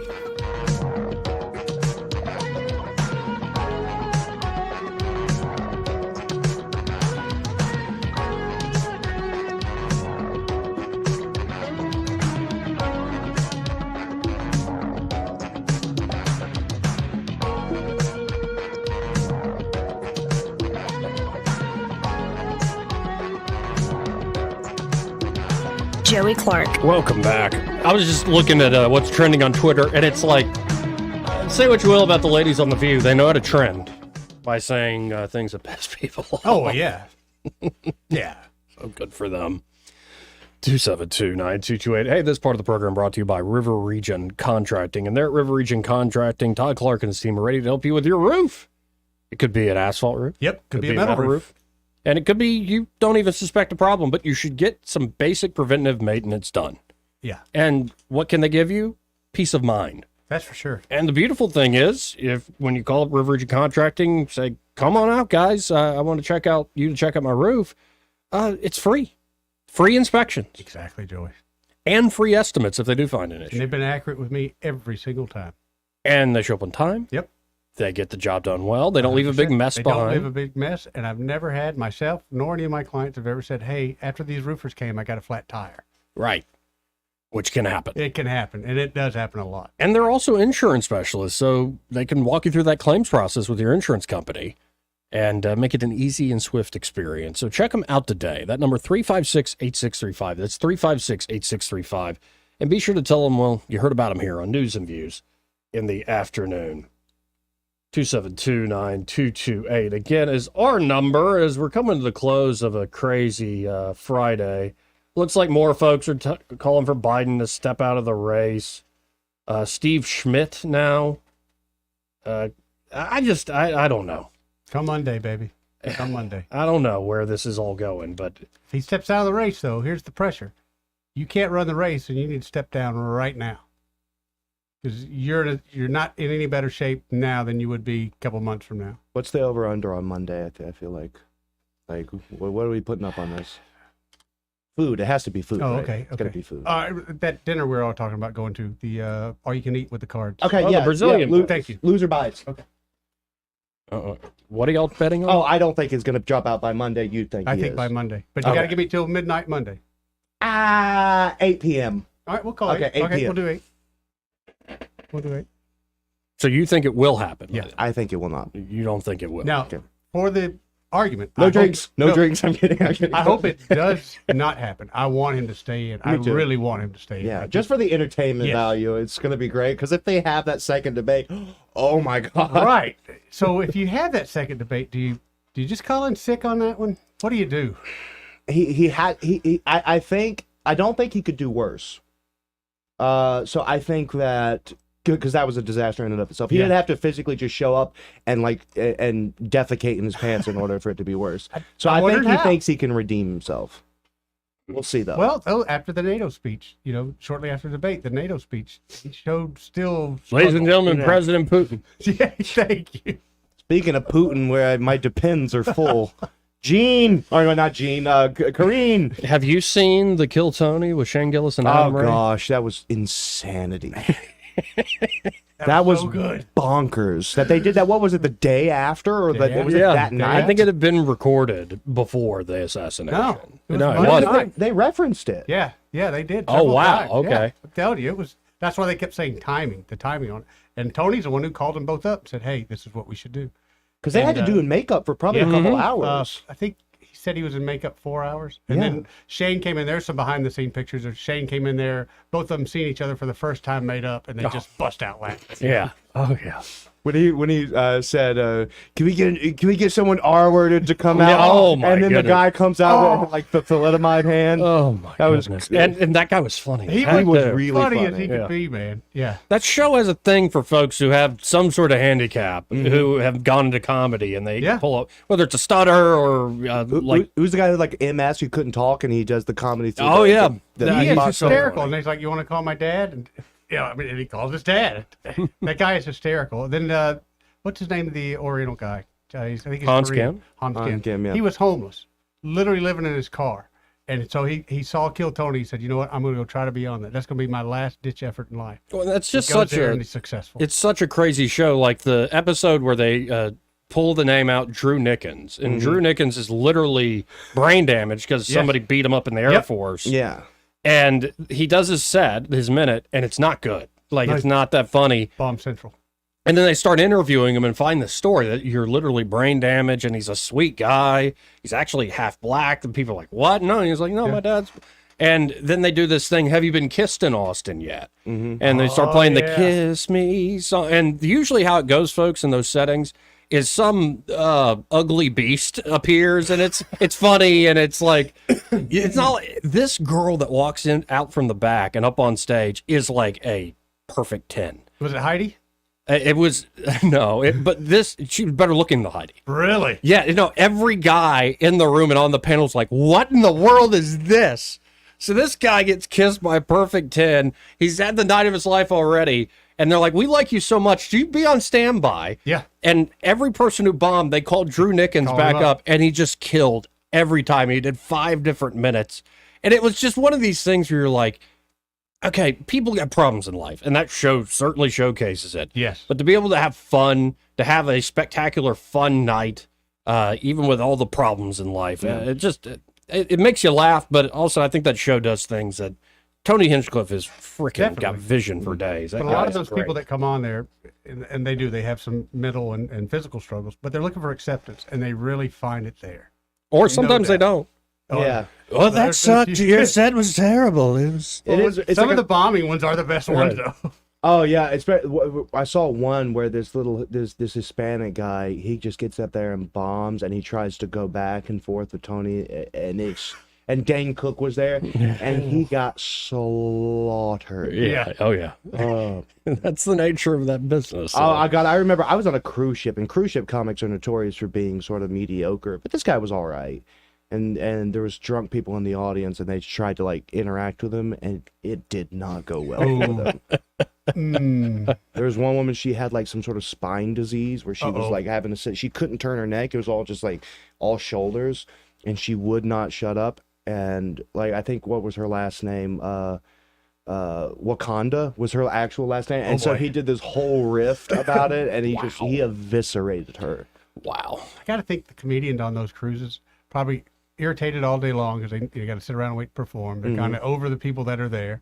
I could see me being a bad drunk in that job. Yeah. Yeah. I hadn't been on a cruise in a while. I think the last time was right after I graduated from college, and we went on a family cruise, Disney cruise. And I was kind of done with cruises I then. don't know if you've seen the videos, but more and more videos are coming out of cruises because cruises have gotten really cheap. Sure. And The Elements. Yeah, buddy. Oh yeah. Yeah. Yeah, I watched that one video, and I was just like, my lord, you can't have anything nice these days. Nope. I don't think you can get me back on one. No, the problem with the Disney cruise is I was like, if I hear the only place there wasn't music in the background was your own room. Oh God, that'd be awesome. So like, if I hear Under the Sea one more time, I'm going to throw myself under the sea. And the problem is, I went on a cruise for my honeymoon, and it was a Carnival cruise, and I was still drinking then, so I had a somewhat decent time. But the problem was, it was like sometime in the summer, so school was out, and it was just this stampede of whores that I had no time for. Like, just I'm so tired of, like, I just want to eat like my scampi, and there's just whores making noise everywhere. And it's just like, can I get on the cruise with like exclusively? Are you talking like actual prostitutes? No, it's a Carnival cruise. Yeah, no, I just mean people. Carnival. I mean people wearing quote unquote clothes that would have gotten them arrested in secular society 50 years ago. Oh, and by the way, I know you did the write-up with Andrew Sorrell. Yeah. The Amber Rose thing at the RNC. Yeah. I was like, I didn't see her being asked to speak as like she's now a standard bearer of any values of the underlying Republican Party. Came across to me as like, no, you have a big name, you have a big following, tell your story about your dad, get out of there. And I thought it worked. I had an opposite opinion, just because you are literally platforming someone. And so for instance, if you were to have Nick Fuentes show up to the RNC and be like, well, he's actually just going to talk about foreign policy. It's like, no. You don't get to have this one thing and separate it from their entire, the entire positions that they have very publicly as a figure or an influencer or whatever. So it's like, yeah, what she said was relatively benign, but she has this ethos around her. She has, it's the slut walk, it's the abortion stuff, it's the I have an OnlyFans crap, it's all that. So I think it was a bad move. Well, like I said, what she said was benign, but her as a person, she is pretty antithetical to what the GOP has traditionally stood for. And so I just thought it was a weird move. I don't care. I'm not a Republican, so I don't give a hoot. But I thought it was a weird move. Give a hoot. You're not getting my owl. I give no hoots. I don't give a hoot about that OnlyFans. Let's hit a break. But first, it's part of the program. See, if that had been what Matt Walsh said on Twitter, it would have been fine. Yeah. I just thought it came across a little strong. She tells a sweet story about her dad, and Matt Walsh to thousands of people like, what a whore. And I'm like, come on, man. Like, I get your point, but like, come on. Yeah. But again, he has faith in the GOP. I don't. That's the difference between us. Well, and also, I think politics isn't always about values. I think at times it is about negotiating power and shares of that power. Screw that. I say win. Win at all costs. Yeah. What is that scene from Sons of Anarchy? Who's the Black Flag singer? Gosh. Oh, goodness. Yeah, he had a scene where he played the neo-Nazi and he was supposed to show up or whatever, and he has a favorite line of mine. He says, "Fair is for losers, I'd rather win." Yeah, yeah. That's the mentality I guess you need if you're running a campaign. But before I hit the break, that's part of the what? Henry Rollins. Henry Rollins. Okay, yeah. Thank you. This part of the program brought to you by Clearwater's Property Management. And there at Clearwater's, Reed Waters and his team are ready to help you with tree removal, tree trimming, as well as stump grinding. So, all sorts of reasons you might want to remove that tree. It's probably good to remove one before it falls on your house. Yep. And you can tell sometimes before that happens, this thing doesn't look like it's old one enough. of those leaners that are kind of leaning over the corner of the house. Or it could be you don't need the entire tree removed, but you have branches overhanging the house or slapping against the house, even small ones, tree trimming, or it could be it's blocking the driveway, lines of sight. All sorts of reasons to get the trees pruned there. And of course, they can also help, again, with stump removal, stump grinding. It's not only an eyesore, but it attracts termites, snakes, all sorts of pests. So check out Clearwater's Property Management today for tree removal services. That number, 430-0376. That's 430-0376. And be sure to tell them, well, Joey, that fella on the radio sent you. Want to carry News Talk in your pocket? Download the News Talk 93.1 app from the App Store. Available on iPhone and Android. Never miss a moment. Download now. This is your roving reporter, and today I am talking with an elk. Hey man. Mr. Elk, I was just wondering, what do elk do to take care of their money? Well, like most smart folks, we call David Ernest. You mean Alabama's most favorite asset preservationist? That's him, man. We call him up at 334-279-7431 or 205-479-0839. I see. Yes, he is our preferred money man. The money man with the money plan. You've been paying attention. Well, could you give us those numbers one more time? 334-279-7431 or 205-479-0839. And I just want to try to give you a heads up, man. Oh, what's that? I'm not an elk. Not an elk, huh? Well, then, pray tell, what are you? Knights of Columbus. I am not even going to make a comment. Well, the baby liked it. Been doing electrical work for 8 years, 7 years, 6 years, 23 years. I love troubleshooting. It's one of my passions. Electrical is all I do, unless my wife asks me to do something at home. Together, there's nothing that we can't figure out or accomplish. We've seen it all here at Mr. Electric. Going in with the confidence to know it doesn't matter what I'm going to run into, I'm going to figure it out, and confidently telling that customer, you know, we got you taken care of. It's gonna take power to make things better. This hour of News and Views is brought to you by our good friends at Cole Plumbing, 279-8919. Cole Plumbing is number one in the number two business. You don't have to dig a hole. They have proprietary pipelining technology. Ask them about their tankless water heaters. Remember, when you have trouble with your bowl, call on Cole.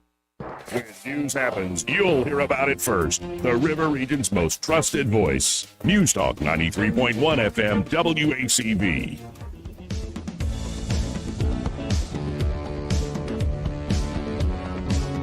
Joey Clark. Welcome back. Let's go to the phones to talk to Ray Bowles from Prattville Carpet. Hey, Ray, how you doing?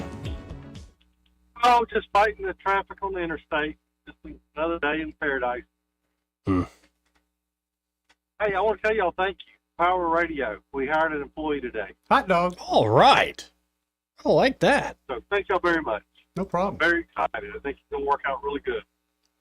And if y'all need a floor, call us at 285-8117. We'll come out and get a free measurement. Next thing you know, you got a floor down. Just that simple. And that's not just like hardwood or laminate or like carpet. You could also do like a kitchen or a bathroom remodel, right? Anything you're looking for, call us. 285-8117. We'll come out and give you that free measurement. And within a week or two, you got a floor down. Just that simple. Again, that number, 285-8117. And be sure to tell them you heard Ray Bowles here on the radio. And, yeah, just take off a little early because traffic. You sound pissed off right now. You're frustrated. If he's driving in this city, I don't blame him. I don't know why you have to get the fast lane and go 65. Yep. That's one way to have road rage. Just let it out on the radio. Yeah. But I'm sorry you're stuck in that, man. Seriously. Yeah. Why? There's just it don't make sense to me. They're going to have a mask at all. on too, Ray. Just so you know, when you pass them, look Yes, over. They're going to have yes. a mask on. It is every it time. gets all mad at me because I Better than what I like, shoot them. Ray, you're going to get shot. I'm like, no, I'm going faster than they are. I have very little patience for the interstate. That's why I like living 3 minutes from the store. Exactly. I'm just getting old and grumpy. Right, Angie? Angie's not saying a word. Yeah, she ain't going to say that. Well, I hope you have a good weekend, Ray. Y'all too, guys. See you, Ray. We'll see y'all. Again, that's Ray Bowles of Prattville Carpet. Greg Budell's already in the studio. How you doing, Greg? I'm good. Good. I got that mic going. We're just too much fun for him to resist. That's the problem. What did you think of the whole thing last night? After Trump was introduced by Curly from the Three Stooges. Jeez Louise. You know, a fan of the Dana? What is this, Fight Club night at the... You don't like the Dana? No, I don't. Greg does not like the martial arts. No. It's an art. No, don't tell me about all the peace you're going to bring to the world and then have a guy who sells blood for a living. That's a very different Donald Trump we saw last night. Oh, absolutely. Yeah. The beginning and the end were really strong. I think it kind of meandered in the middle. It could have been shorter. Yeah. I'm a believer in brevity when it comes to making a point. But this is a different guy. There was Roosevelt in him last night in the fireside chat kind of demeanor. Yep. And some Ronald Reagan, in the storytelling end of it. I think those are good comps, and those will benefit him. And the Democrats, man, boy, it's just, having this great convention while they're self-imploding. Oh, yeah. All over the place. It's a beautiful thing to watch. And I got to ask you, what'd you think of your old buddy, the Hulkster, up there? Well, I did. I went digging into the archives of the Fort Lauderdale Sun-Sentinel, and I found the story. I may have shown you a clipping many years ago. Oh, yeah, we talked about it for sure. We've been talking about this stuff for years. And it actually says in the clipping that I liked him. I liked Hulk. He was seemed like a nice guy. Yeah, he was doing a show, and Hogan called into your radio show and challenged. You kept calling it fake and all this stuff, right? Yes. And so, brother. And then you accompanied him to the ring. You were what, Scarface? I was this corner man. Yeah, I had a gangster suit on. I had just had a cyst removed from my cheek, so I had this bandage on my face. And I learned a lot. And here's the thing. Yeah, the referee is the choreographer. He calls the next play. All right? Because I could hear him. I was right next to him. The most disturbing aspect of it was the crowd. Toothless grannies, as profane as stevedores, and little boys going through their phase where they like to see men naked, panties. I'm still in that phase. Yeah. Anyway, and they were just as vulgar as their grandmother. So I think it was the grandmother and grandson night at the Night Center. It was an experience for sure. And I thought he was awesome. I thought he was. I just thought it was cool. I didn't reach out to him. He reached out to me. Yeah. Because I was the Hulk in Miami. Well, of course. That's right. And that's Sonny Pocket. Well, what a week. Yeah, Like, it was. seriously, what a week. I am exhausted. What are we going to do this afternoon? I don't know. You hanging around? I'm going to hang around. I know how to get you going, though. You start dozing off, I'm going to bring up Dana White. So, what? You're not a fan of the UFC, are we? I'm not. It's the only sport I follow, and I follow it religiously. Yeah, so we'll be talking about that, I'm sure. I can't wait to get you going. And I have some more questions. Early on in radio questions. Yes. I got. We'll do it on our show. Okay. Let Joey have his time. Yeah. Well, y'all have a good weekend, but stay tuned for Happy Hour with Greg Budell, Captain by Captain. He's next. Broadcasting from the Riverside Chevrolet Master Control Center, this is WACV Cusana News Talk.